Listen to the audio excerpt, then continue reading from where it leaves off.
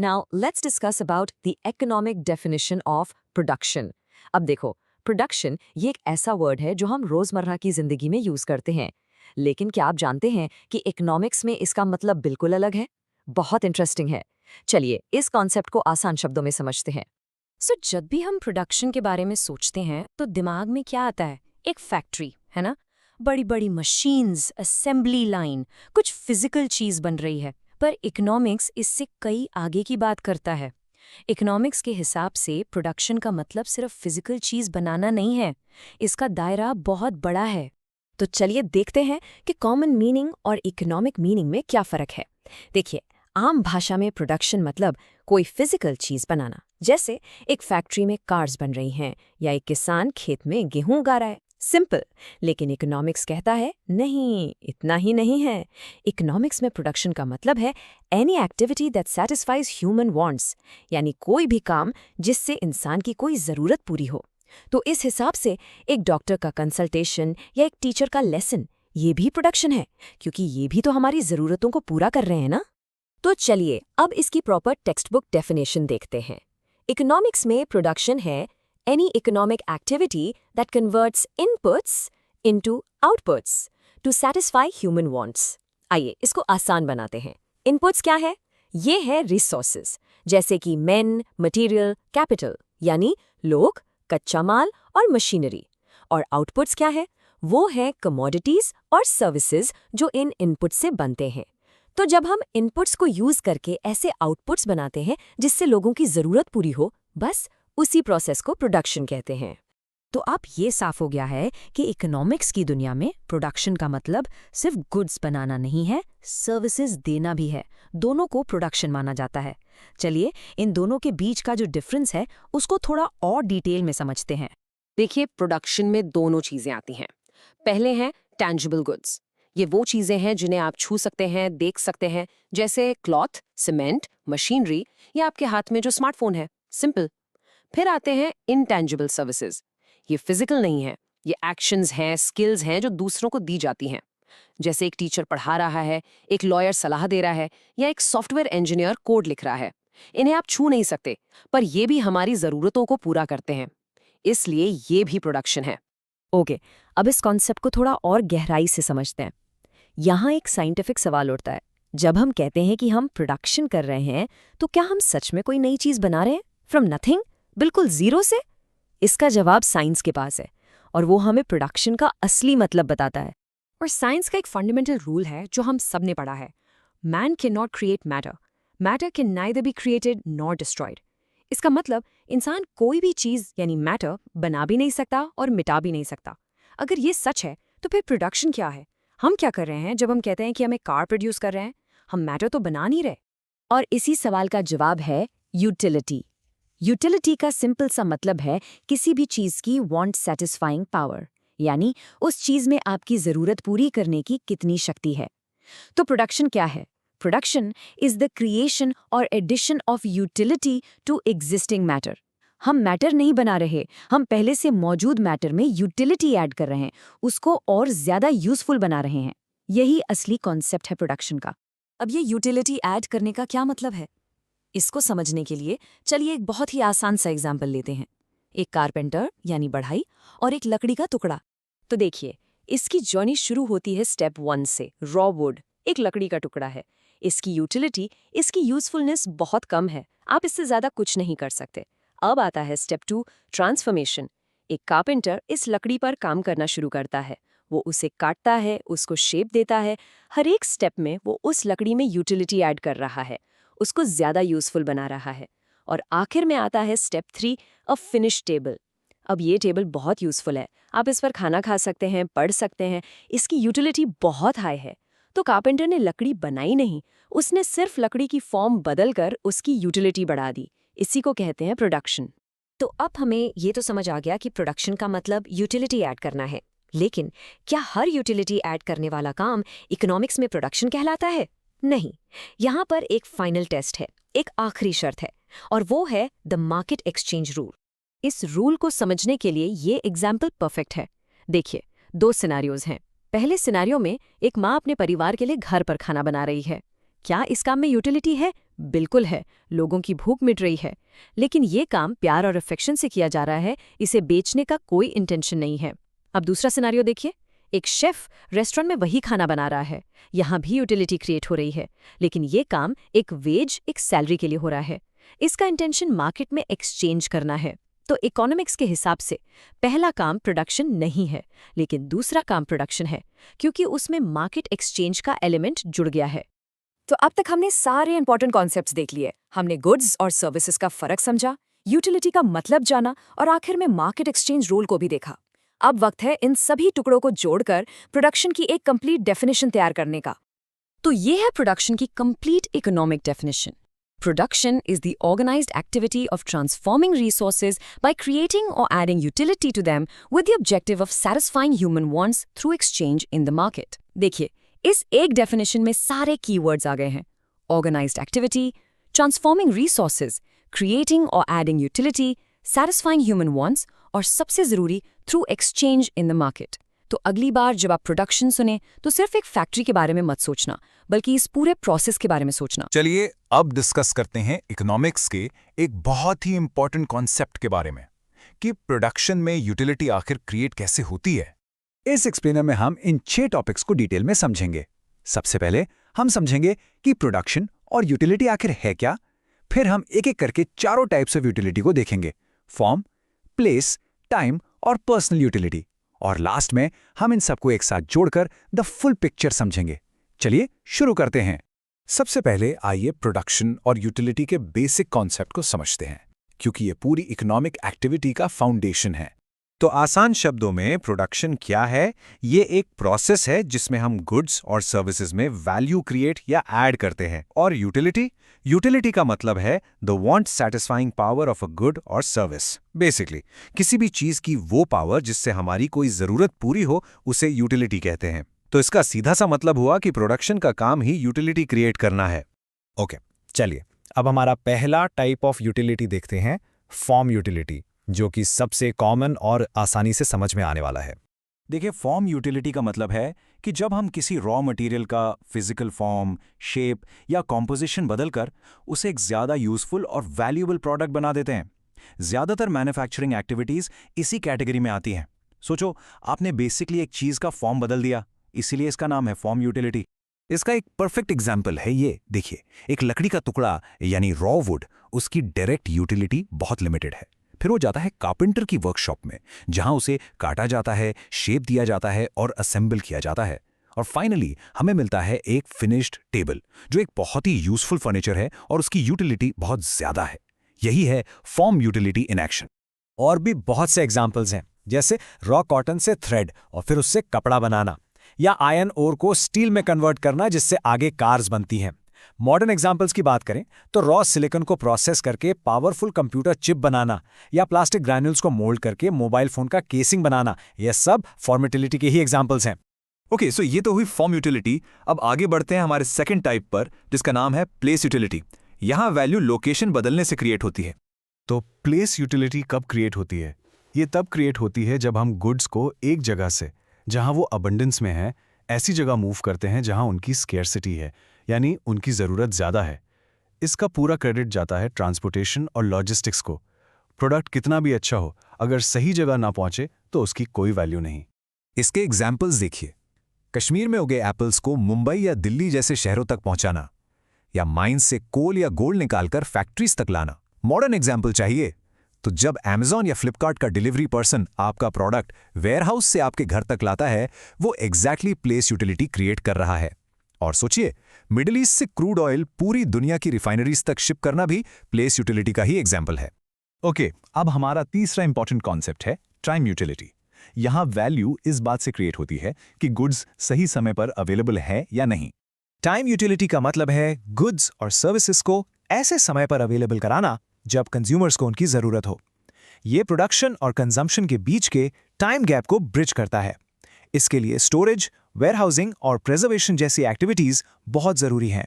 इसके कुछ एग्जाम्पल्स देखते हैं, जैसे गेहूं और चावल जैसे अनाज को वेयरहाउसेज में स्टोर करना ताकि वो पूरे साल यूज हो सकें, या सीजनल फ्रूट्स को प्रिजर्व करना, जैसे जैम बनाकर, ताकि ऑफ सीजन में भी उन्हें एंजॉय किया जा सके। मॉडर्न एग्जाम्पल है नेटफ्लिक्स या हॉटस्टार जैसी ऑन डिमांड स्ट्रीमिंग सर्विसेज, जो आपको 24/7 जब मन चाहे मूवीज अवेलेबल कराती हैं। यहाँ तक कि लाइफ सेविंग वैक्सीन्स को कोल्ड स्टोरेज में रखना भी टाइम यूटिलिटी ही है। और फाइनली आते हैं हमारे चौथे टाइप पर, पर्सनल यूटिलिटी। ये थोड़ा अलग है क्योंकि ये स्किल्स और सर्विसेज की वैल्यू के बारे में है। इसे सर्विस यूटिलिटी भी कहते हैं। इसमें कोई फिजिकल प्रोडक्ट नहीं होता, बल्कि इंडिविजुअल्स अपनी पर्सनल स्किल्स, नॉलेज और एक्सपर्टीज यूज करके सर्विसेज प्रोवाइड करते हैं। पूरा का पूरा सर्विस सेक्टर इसी कॉन्सेप्ट पर बेस्ड है। इसके एग्जाम्पल्स हमारे आसपास हर जगह हैं। एक डॉक्टर पेशेंट का इलाज करके उसकी हेल्थ इंप्रूव करता है, एक टीचर स्टूडेंट्स को नॉलेज देता है, एक लॉयर लीगल एडवाइस देता है, एक सॉफ्टवेयर डेवलपर कोड लिखकर यूजफुल एप्लीकेशन बनाता है, यहाँ तक कि एक डिजिटल मार्केटिंग कंसल्टेंट या एक इवेंट ऑर्गेनाइजर भी अपनी सर्विसेज देकर पर्सनल यूटिलिटी ही क्रिएट कर रहा है। तो अब तक हमने चारों यूटिलिटीज को अलग अलग समझा, लेकिन अब आइए देखते हैं कि ये सब एक साथ एक ही प्रोडक्ट में कैसे काम करती हैं। The full picture. देखिए, अहम बात यह है कि ज़्यादातर प्रोडक्ट्स जो आप यूज़ करते हैं वो इन चारों टाइप्स ऑफ यूटिलिटी का कॉम्बिनेशन होते हैं। ये अलग अलग काम नहीं करते, बल्कि एक साथ मिलकर कंज्यूमर यानी आप तक फाइनल वैल्यू डिलीवर करते हैं। चलिए एक स्मार्टफोन की जर्नी का एग्जाम्पल लेते हैं। Step 1, form utility. Raw materials जैसे सिलिकॉन, ग्लास और मेटल को असेंबल करके एक फंक्शनल स्मार्टफोन बनाया जाता है। Step 2, place utility. फिर उस फिनिश्ड स्मार्टफोन को फैक्ट्री से, मानो चाइना से, आपके शहर के रिटेल स्टोर तक शिप किया जाता है। Step 3, time utility. फोन को स्टोर की इन्वेंट्री में सेफ रखा जाता है जब तक आप उसे खरीदने का डिसाइड नहीं करते, ताकि वो सही टाइम पर अवेलेबल हो। और स्टेप 4, पर्सनल यूटिलिटी। स्टोर का सेल्स पर्सन अपनी नॉलेज यूज करके आपको फोन के फीचर्स समझाता है और उसे सेटअप करने में हेल्प करता है। देखा आपने, एक ही प्रोडक्ट में चारों यूटिलिटीज। तो आइए एक क्विक समरी देख लेते हैं इस टेबल की मदद से। Form utility physical form change करती है, जैसे लकड़ी से table. Place utility location change करती है, जैसे फैक्ट्री से घर तक। Time utility time of availability बढ़ाती है, जैसे अनाज को पूरे साल के लिए स्टोर करना। और पर्सनल यूटिलिटी स्किल अप्लाई करती है, जैसे डॉक्टर का पेशेंट को ट्रीट करना। ये चारों कॉन्सेप्ट्स ही किसी भी बिजनेस के लिए वैल्यू क्रिएशन का कोर है। Now let's discuss about factors of production, जिसमें हमारा फोकस रहेगा लैंड पर। देखिए, ये इकोनॉमिक्स का एक बहुत ही फंडामेंटल और इम्पॉर्टेंट कॉन्सेप्ट है, जो हर तरह की प्रोडक्शन एक्टिविटी, मतलब जो भी चीज़ बनती है, उसका बेस फॉर्म करता है। चलिए एक नज़र डालते हैं कि आज हम क्या क्या कवर करेंगे। हम इस पूरे कॉन्सेप्ट को इन 6 सेक्शंस में स्टेप बाय स्टेप समझेंगे। पहले फैक्टर्स ऑफ प्रोडक्शन का एक ओवरव्यू लेंगे और फिर लैंड की सारी यूनिक कैरेक्टरिस्टिक्स को एक एक करके डिटेल में एक्सप्लोर करेंगे। तो सबसे पहले ये फैक्टर्स ऑफ प्रोडक्शन आखिर होते क्या हैं? बिल्कुल सिंपल शब्दों में आप इनको इसेंशियल बिल्डिंग ब्लॉक्स समझ लीजिए। ये वो बेसिक इनपुट्स हैं जिनके बिना आप कोई भी गुड या सर्विस प्रोड्यूस ही नहीं कर सकते। इकोनॉमिक्स में प्रोडक्शन के सारे इनपुट्स को इन 4 मेन कैटेगरीज में क्लासिफाई किया जाता है: लैंड, लेबर, कैपिटल और एंटरप्रेन्योरियल एबिलिटी। चलो एक प्रैक्टिकल एग्जांपल लेते हैं। एक बेकरी का। ब्रेड बनाने के लिए आपको बिल्डिंग के लिए जगह चाहिए, वो हो गया लैंड। एक बेकर चाहिए जो काम करेगा, वो है लेबर। ओवन और टूल्स चाहिए, ये हो गया कैपिटल। और एक बिजनेस ओनर यानी एंटरप्रेन्योर चाहिए जो इन सबको मैनेज करके रिस्क लेगा। आज हमारा फोकस पहले फैक्टर यानी लैंड पर है। अब एक बात समझना जरूरी है, जब इकोनॉमिस्ट्स लैंड की बात करते हैं तो उनका मतलब सिर्फ एक जमीन के टुकड़े से नहीं होता। इसकी डेफिनेशन आम बोलचाल से कहीं ज्यादा ब्रॉड है। आइए देखते हैं कि इकोनॉमिक्स में इसका असली मतलब क्या है। सो द क्रूशियल पॉइंट ये है, इकोनॉमिक्स में लैंड का कॉन्सेप्ट हर उस चीज को इंक्लूड करता है जो फ्री गिफ्ट्स ऑफ नेचर हैं, यानी वो सब कुछ जो हमें नेचर से मिला है और जिसे बनाने में इंसान का यानी ह्यूमन एफर्ट बिल्कुल नहीं लगा है। तो इसमें क्या क्या आता है? इसमें आती हैं ऐसी चीजें जैसे मिट्टी की फर्टिलिटी जिससे फसल उगती है, नदियों, झीलों और समुद्र का पानी, हवा जिसमें हम सांस लेते हैं, फॉरेस्ट्स और उनसे मिलने वाली लकड़ी, जमीन के नीचे के सारे मिनरल रिसोर्सेज जैसे कोल, आयरन, गोल्ड और यहाँ तक कि सूरज से मिलने वाली हीट और लाइट। इकोनॉमिक टर्म्स में ये सब लैंड के अंदर ही आता है। चलिए अब लैंड की स्पेसिफिक कैरेक्टरिस्टिक्स को समझते हैं। पहली और सबसे इंपॉर्टेंट कैरेक्टरिस्टिक है कि ये एक फ्री गिफ्ट ऑफ नेचर है। इसका मतलब बहुत सिंपल है, इंसान ने लैंड को बनाया नहीं है, ये हमें नेचर से फ्री में मिला है। इसलिए पूरी सोसाइटी के पर्सपेक्टिव से इसकी कोई सप्लाई प्राइस नहीं होती है। अब सप्लाई प्राइस क्या है?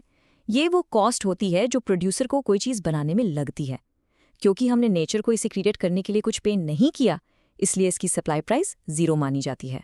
नेक्स्ट की कैरेक्टरिस्टिक है कि लैंड की सप्लाई फिक्स्ड है, यानी इसकी टोटल क्वांटिटी पूरी दुनिया में लिमिटेड है, इसे हम बढ़ा नहीं सकते।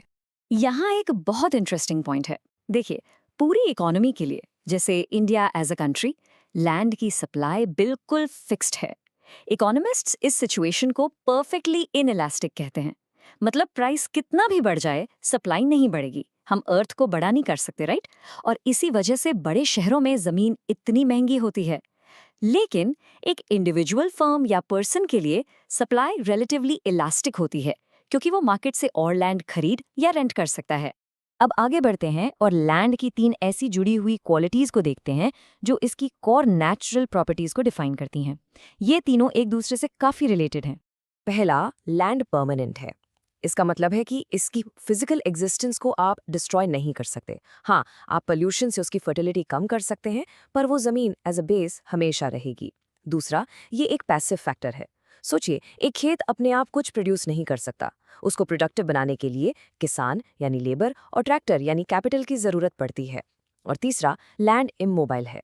आप पंजाब के एक फर्टाइल खेत को फिजिकली उठाकर मुंबई शिफ्ट नहीं कर सकते, और इसी वजह से अलग अलग जगहों की इकोनॉमिक इंपॉर्टेंस भी अलग अलग होती है।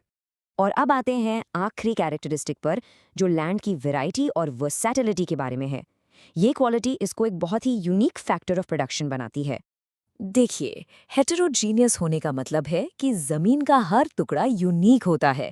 कोई भी 2 प्लॉट्स लोकेशन, फर्टिलिटी या मिनरल डिपॉजिट्स के मामले में एक जैसे नहीं हो सकते। फॉर एग्जाम्पल, गंगा के मैदान की फर्टाइल सॉइल डेक्कन प्लेटो के पथरीली जमीन से बिल्कुल अलग है। और मल्टीपल यूजेस का मतलब है कि एक ही प्लॉट ऑफ लैंड के कई इस्तेमाल हो सकते हैं। उस पर खेती भी हो सकती है, फैक्ट्री भी बन सकती है, या फिर बेंगलोर जैसे शहर में वही प्लॉट एक बड़ा IT पार्क भी बन सकता है। तो इस एक्सप्लेनर को जल्दी से समराइज करते हैं। ये हैं लैंड के 6 कोर कैरेक्टरिस्टिक्स जो हमने डिस्कस किए हैं। ये नेचर का फ्री गिफ्ट है, इसकी सप्लाई फिक्स्ड है, ये परमानेंट है, ये एक पैसिव फैक्टर है, ये इमोबाइल है, और आखिर में ये हेट्रोजीनियस है और इसके मल्टीपल यूजेस हैं।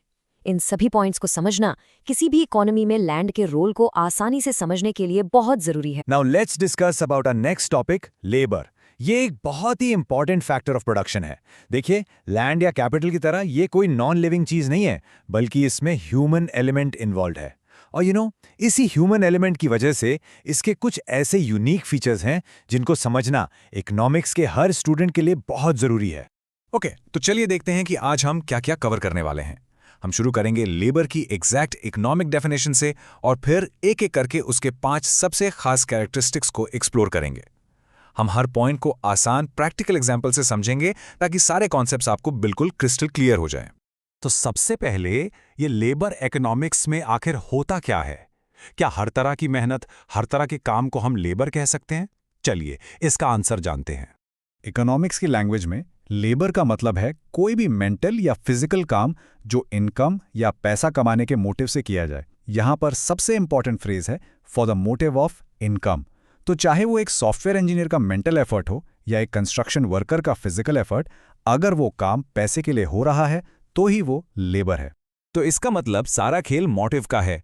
जैसे अगर एक सिंगर पैसों के लिए कॉन्सर्ट में गा रहा है तो वो इकोनॉमिक लेबर है, पर अगर वही सिंगर घर पर अपने एंटरटेनमेंट के लिए गा रहा है तो वो लेबर नहीं है।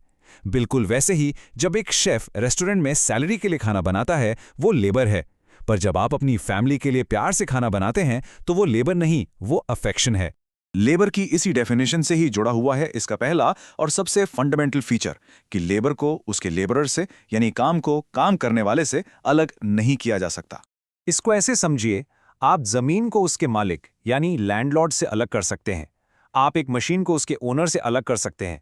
एक लैंडलॉर्ड अपनी प्रॉपर्टी रेंट पर दे सकता है और खुद वहां से दूर रह सकता है, राइट? पर आप काम को वर्कर से अलग नहीं कर सकते। वर्कर को अपनी सर्विस देने के लिए फिजिकली वहां प्रेजेंट होना ही पड़ेगा। और इससे एक बहुत गहरा पॉइंट निकलता है कि लेबरर अपना लेबर बेचता है, वो खुद को नहीं बेचता। इसका एक सिंपल सा प्रैक्टिकल एग्जाम्पल सोचिए। एक डॉक्टर उन्हें पेशेंट को ठीक करने के लिए क्लिनिक में फिजिकली आना ही पड़ता है। वो अपनी मेडिकल स्किल्स को ईमेल या कुरियर से नहीं बेच सकते। सर्विस वहीं डिलीवर होगी जहां डॉक्टर खुद है। इसी को कहते हैं इनसेपरेबिलिटी। अब सोचिए, ये जो सर्विस वर्कर को खुद प्रेजेंट होकर देनी पड़ती है, इसका एक और मतलब निकलता है, और वो है हमारा सेकंड फीचर कि लेबर एक पेरिशेबल फैक्टर है। पेरिशेबल का मतलब है ऐसी चीज जिसे आप स्टोर नहीं कर सकते, और अगर उसे ना किया तो वो हमेशा के लिए खत्म हो जाती है। इसका सीधा सा मतलब यह है कि आप लेबर को स्टोर करके नहीं रख सकते। ये बिल्कुल ताज़ी सब्जियों जैसा है। अगर एक वर्कर आज काम नहीं करता है तो उसकी आज की मेहनत, उसके आज के काम करने की कैपेसिटी हमेशा के लिए लॉस्ट हो जाती है। वो उसे सेव करके कल डबल काम नहीं कर सकता। इसी वजह से वर्कर्स के पास अपने काम का कोई इन्वेंट्री या स्टॉक नहीं होता। फॉर इंस्टेंस, जरा उस डेली वेज वर्कर के बारे में सोचिए। अगर वो एक दिन बीमारी की वजह से काम पर नहीं जा पाता तो उस दिन की इनकम उसकी हमेशा के लिए चली गई। वो उस दिन की मेहनत को अगले दिन बेच नहीं सकता। वो मौका और वो इनकम परमानेंटली लॉस्ट हो गए। तो अब तक हमने देखा कि लेबर इनसेपरेबल है और पेरिशेबल भी है। जब आप इन दोनों बातों को मिलाकर देखते हैं तो हम आते हैं हमारे तीसरे पॉइंट पर, जो है कि लेबर की बार्गेनिंग पावर यानी मोल भाव करने की शक्ति अक्सर कमजोर होती है। ऐसा क्यों है? क्योंकि लेबर पेरिशेबल है और वर्कर को सर्वाइव करने के लिए रेगुलर इनकम चाहिए, इसीलिए वो ज्यादा दिन तक काम के लिए वेट नहीं कर सकता। ये मजबूरी उसे एम्प्लॉयर द्वारा ऑफर की गई वेज एक्सेप्ट करने पर फोर्स कर सकती है। हाँ, ये जरूर है कि इसी पावर इम्बैलेंस को ठीक करने के लिए ट्रेड यूनियंस बनी हैं जो वर्कर्स की तरफ से कलेक्टिवली बार्गेन करती हैं, पर इंडिविजुअल लेवल पर यह वीकनेस अभी भी एग्जिस्ट करती है। सो इसका क्रूशल पॉइंट है टाइम एडवांटेज। एक एम्प्लॉयर नए वर्कर को हायर करने के लिए इंतजार कर सकता है, पर एक बेरोजगार वर्कर जिससे अपनी फैमिली को सपोर्ट करना है वो ज्यादा इंतजार नहीं कर सकता। यही टाइम का इम्बैलेंस उसकी नेगोशिएशन पावर को कम कर देता है। अब आते हैं लेबर की एक और बहुत ही खास बात पर, जो उसे बाकी फैक्टर्स से अलग करती है, कि सारा लेबर एक जैसा नहीं होता। इकोनॉमिक्स में इस कॉन्सेप्ट को कहते हैं हेटेरोजिनेइटी। देखिए, हर वर्कर की स्किल, उसकी एफिशिएंसी और क्वालिटी बिल्कुल अलग होती है। ये डिफरेंस उनकी ट्रेनिंग, एजुकेशन, नेचुरल टैलेंट और मोटिवेशन पर डिपेंड करता है। और यहीं पर ह्यूमन कैपिटल का इंपॉर्टेंट कॉन्सेप्ट सामने आता है। बेसिकली ह्यूमन कैपिटल का मतलब है किसी वर्कर के अंदर मौजूद स्किल्स और नॉलेज का स्टॉक। जैसे कंपनीज मशीन्स में इन्वेस्ट करती हैं, वैसे ही देश और कंपनीज ह्यूमन कैपिटल में यानी लोगों की एजुकेशन और ट्रेनिंग में इन्वेस्ट करती हैं ताकि लेबर की क्वालिटी इंप्रूव हो। ये स्लाइड इसे बिल्कुल साफ दिखाती है।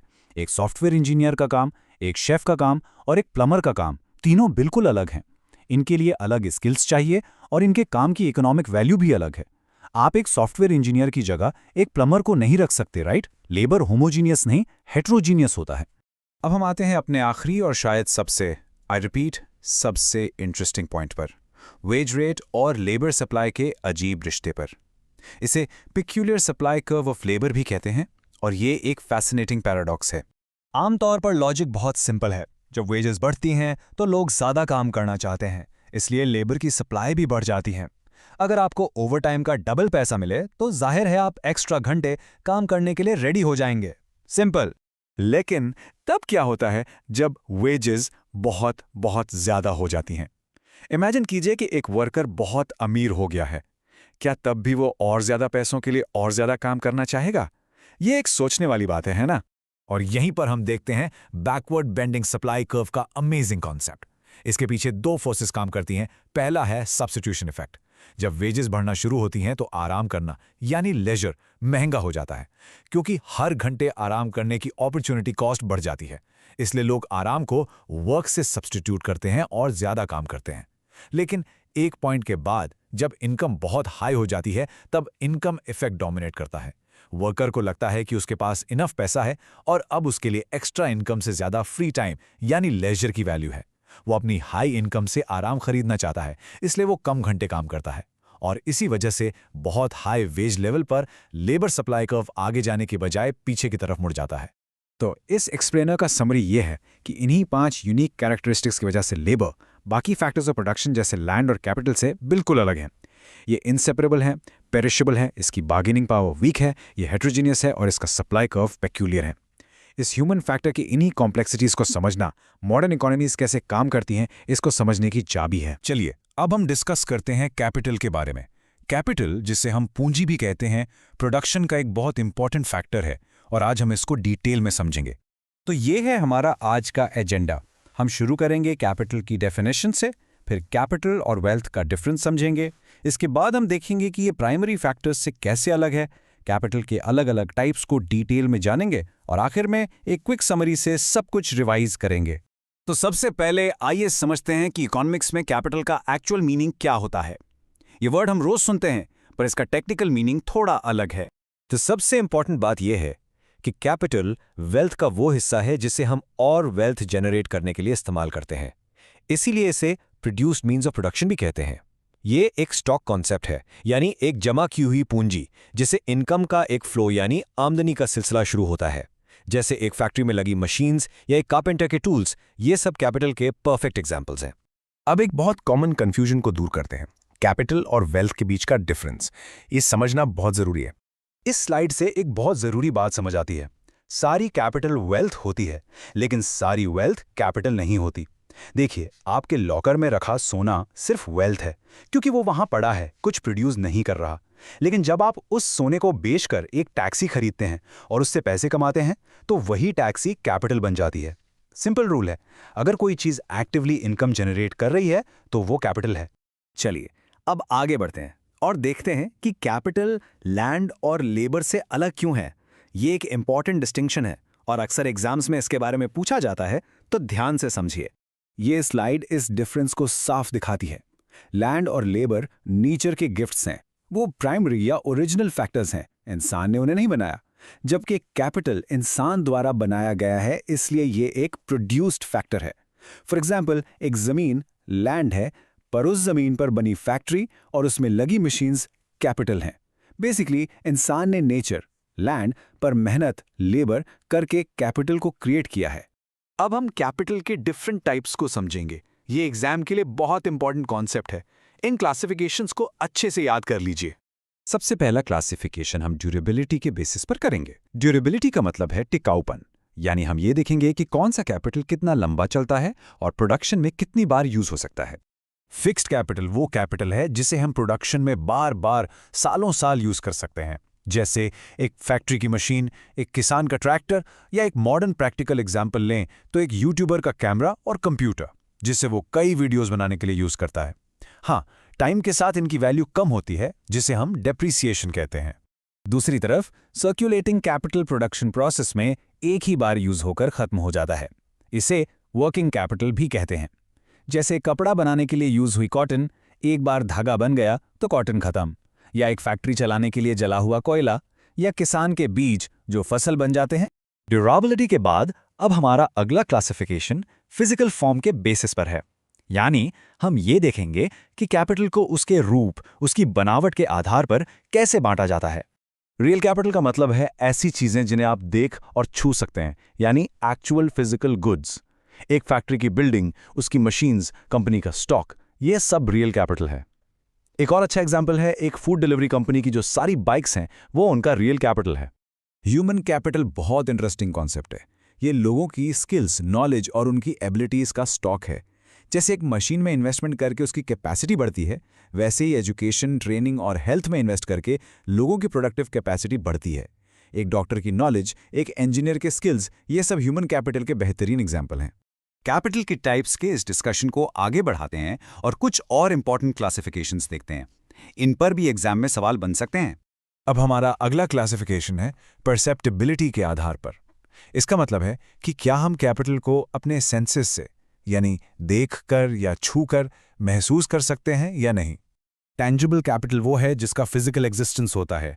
जैसा कि आप समझ गए होंगे, जो भी रियल कैपिटल है वो टैंजिबल कैपिटल भी होता है, क्योंकि आप उसे देख सकते हैं और छू सकते हैं, जैसे एक बिल्डिंग, एक ट्रक या कोई भी मशीन।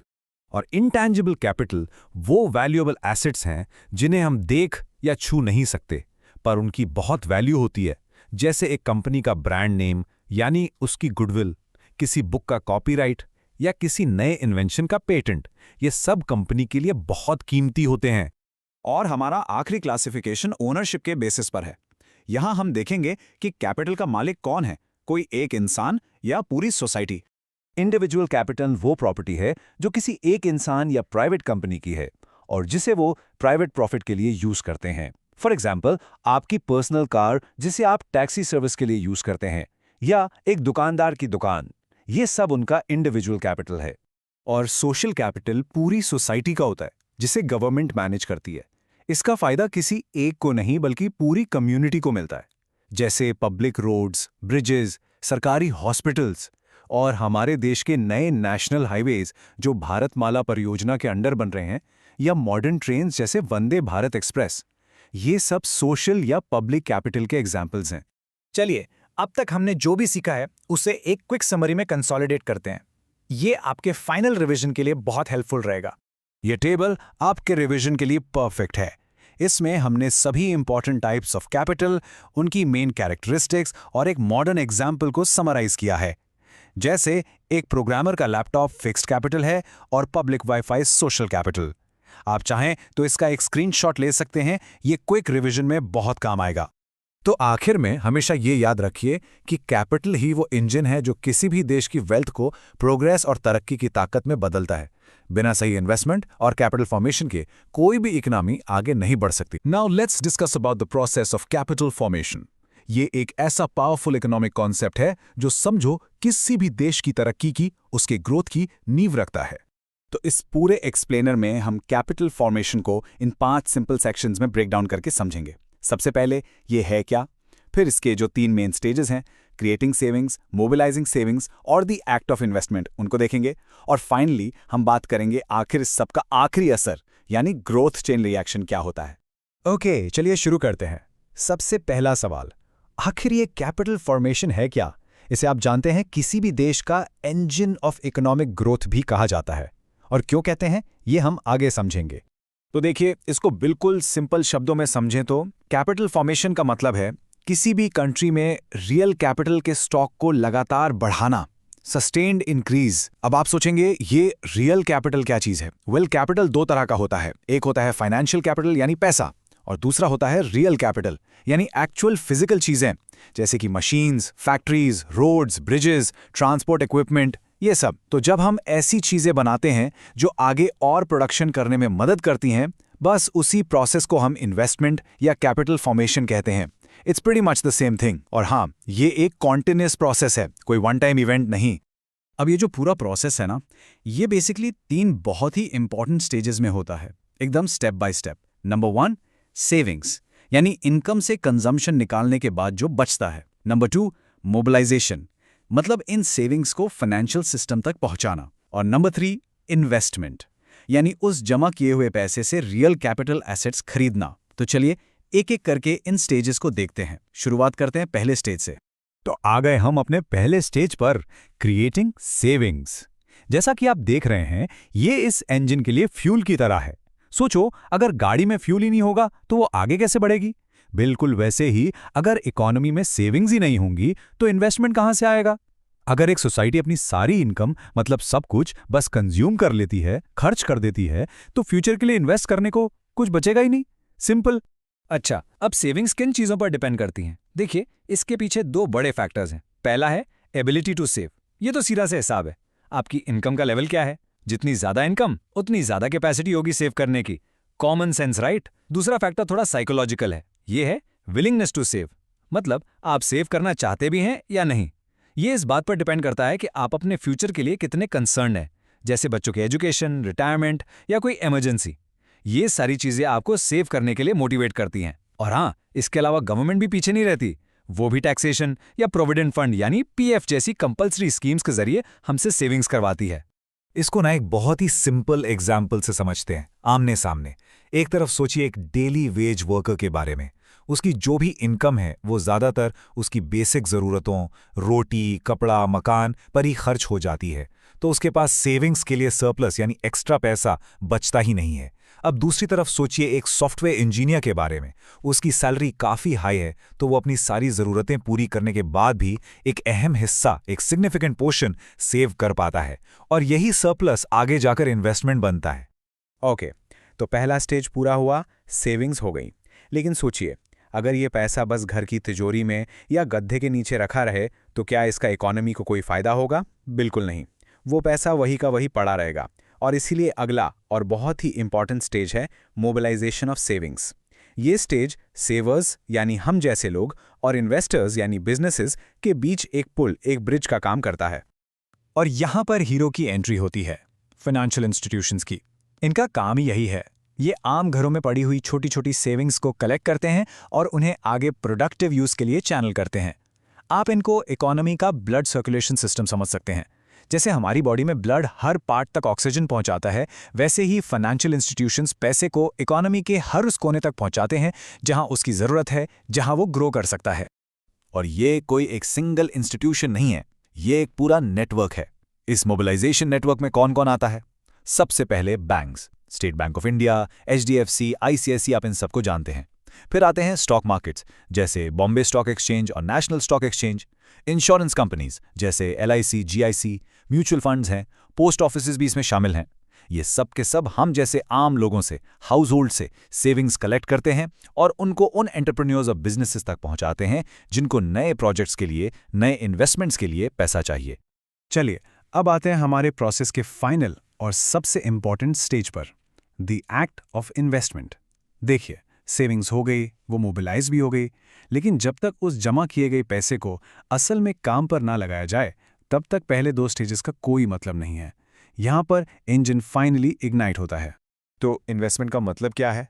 इसका मतलब है कि जो एंटरप्रेन्योरियल क्लास है, यानी जो बिजनेसमैन है, जो रिस्क टेकर्स हैं, वो उस मोबिलाइज सेविंग्स को यूज करके रियल कैपिटल एसेट्स खरीदते हैं, प्रोडक्टिव पर्पसेस के लिए फंड्स यूज करते हैं।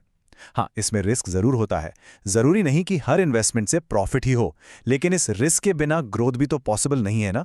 Higher the risk, higher the return, वही कॉन्सेप्ट है।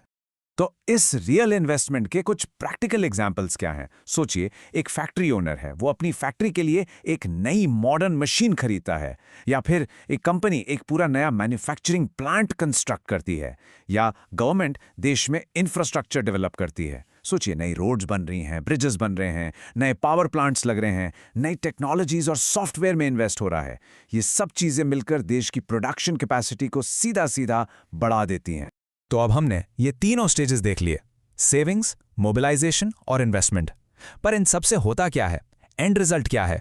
वेल, इन सब से एक बहुत ही पावरफुल चेन रिएक्शन शुरू होता है, एक ऐसा साइकिल जो इकोनॉमी को आगे और आगे और आगे ले जाता है। हम इसे द ग्रोथ चेन रिएक्शन कहते हैं। तो ये साइकिल चलता कैसे है? देखिए, बहुत लॉजिकल है। शुरुआत होती है सेविंग्स से। लोग अपनी इनकम का एक हिस्सा सेव करते हैं। फिर आती है इफेक्टिव मोबिलाइजेशन, फाइनेंशियल इंस्टीट्यूशंस इन सेविंग्स को चैनल करते हैं।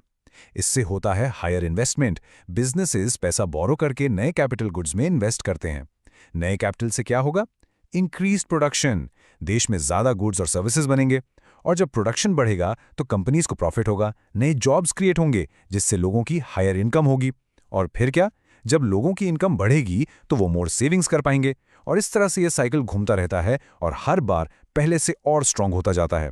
इसे ही वर्चुअस साइकिल ऑफ ग्रोथ कहते हैं।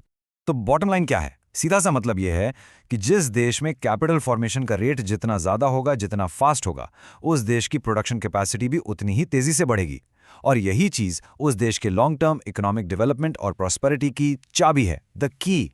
और यही वजह है कि आप देखेंगे कि दुनिया भर की गवर्नमेंट्स हमेशा ऐसी पॉलिसीज बनाती हैं जो सेविंग्स और इन्वेस्टमेंट को प्रमोट करें। जैसे इंडिया में मेक इन इंडिया जैसी जो इनिशिएटिव्स हैं, उनका एक बड़ा गोल यही है कि देश में कैपिटल फॉर्मेशन को बढ़ाया जाए। तो चलिए इस पूरे एक्सप्लेनर को समराइज करते हैं। हमने देखा कि ये जो 3 स्टेज प्रोसेस है, सेविंग्स, मोबिलाइजेशन और इन्वेस्टमेंट, यही वो फंडामेंटल इंजन है, वो नींव है जो किसी भी देश की इकोनॉमी को फ्यूचर के लिए स्ट्रांग बनाता है।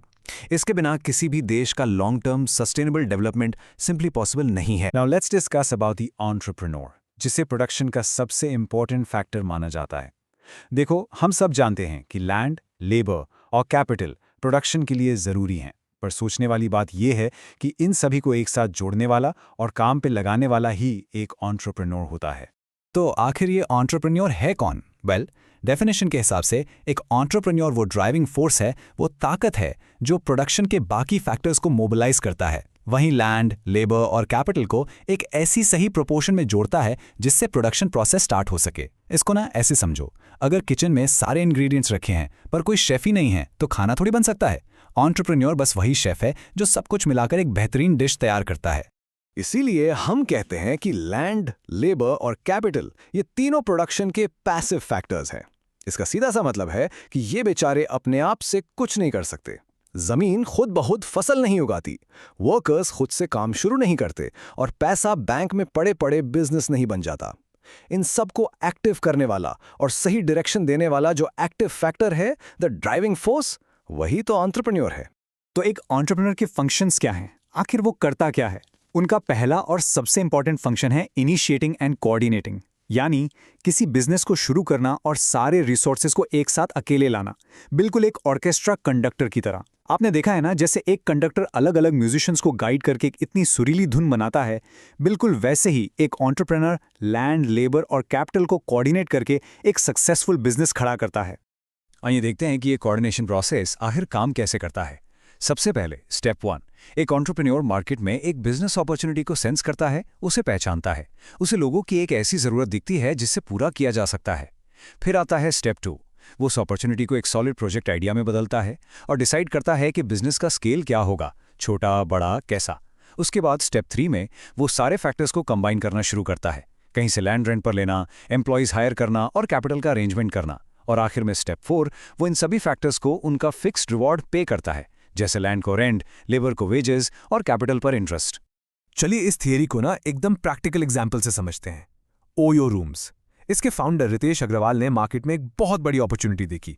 इंडिया में आम आदमी के लिए स्टैंडर्डाइज्ड और अफोर्डेबल होटल्स की बहुत कमी थी। फिर उनका आइडिया था कि एक टेक प्लेटफॉर्म बनाया जाए जो छोटे बजट होटल्स को एक ब्रांड के नीचे ले आए। ये एक एसेट लाइट मॉडल था जिसमें उन्हें खुद होटल्स खरीदने की जरूरत नहीं थी।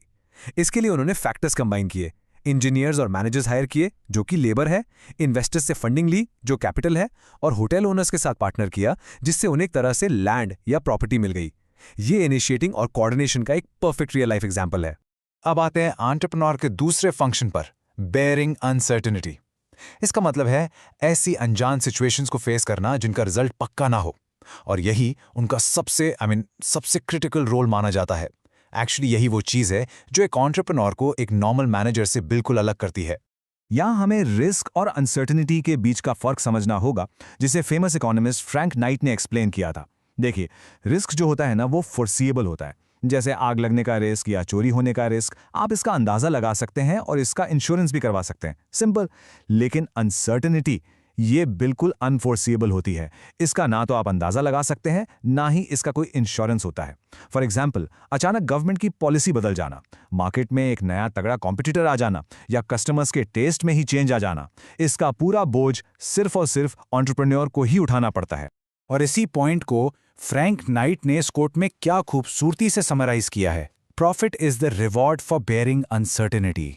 इसका साफ साफ मतलब है कि एक एंटरप्रेन्योर को जो प्रॉफिट मिलता है वो असल में उसी अनइंश्योरेबल अनसर्टेनिटी को झेलने का इनाम है, क्योंकि रेंट, वेजेस और इंटरेस्ट जैसे फिक्स कॉस्ट तो वो पहले ही पे कर चुका है। एंड में जो कुछ भी बचता है वही उसका रिवॉर्ड है, अब चाहे वो प्रॉफिट हो या फिर लॉस। आईओ के एग्जाम्पल से इसे और गहराई से समझते हैं। सोचो, रितेश अग्रवाल ने कितनी सारी अनसर्टेनिटीज का सामना किया होगा। पहला, मार्केट अनसर्टेनिटी। क्या लोग ओयो जैसे एक बिल्कुल नए ब्रांड पर भरोसा करेंगे? क्या होटल ओनर्स इस नए मॉडल के लिए एग्री करेंगे? दूसरा, पॉलिसी अनसर्टेनिटी। फ्यूचर में गवर्नमेंट इस हॉस्पिटैलिटी टेक सेक्टर के लिए क्या नए रूल्स ला सकती थी, किसी को नहीं पता था। और सबसे बड़ा, फाइनेंशियल अनसर्टेनिटी। प्रॉफिट की कोई गारंटी नहीं थी, लेकिन सैलरीज और रेंट जैसे खर्चे तो बिल्कुल फिक्स थे जो हर हाल में देने ही थे। अब आते हैं एंटरप्रेन्योर के तीसरे और आखिरी और बहुत ही एक्साइटिंग फंक्शन पर, ड्राइविंग इनोवेशन।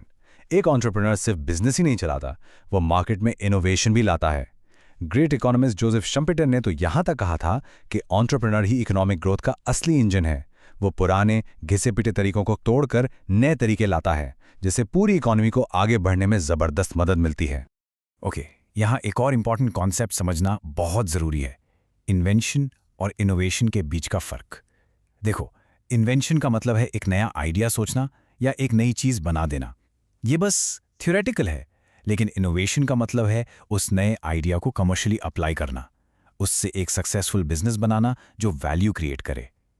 एक आइडिया जब तक मार्केट में वैल्यू क्रिएट ना करे ना, वो सिर्फ एक इन्वेंशन ही रहता है। एंटरप्रेन्योर उस इन्वेंशन को इनोवेशन बनाता है। शुम्पेटर के अनुसार इनोवेशन कई तरह का हो सकता है। ये बिल्कुल जरूरी नहीं कि आप हमेशा एक नया प्रोडक्ट ही बनाएं।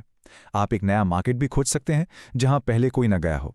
आप रॉ मटेरियल का कोई नया सोर्स भी ढूंढ सकते हैं, या फिर आप प्रोडक्शन या सर्विस डिलीवरी का एक बिल्कुल नया मेथड भी डेवलप कर सकते हैं। ये सभी इनोवेशन के ही अलग अलग रूप हैं। और इसका सबसे बेहतरीन एग्जाम्पल है ओयो। रितेश अग्रवाल ने कोई नया प्रोडक्ट नहीं बनाया, उनका इनोवेशन था एक new method of service delivery.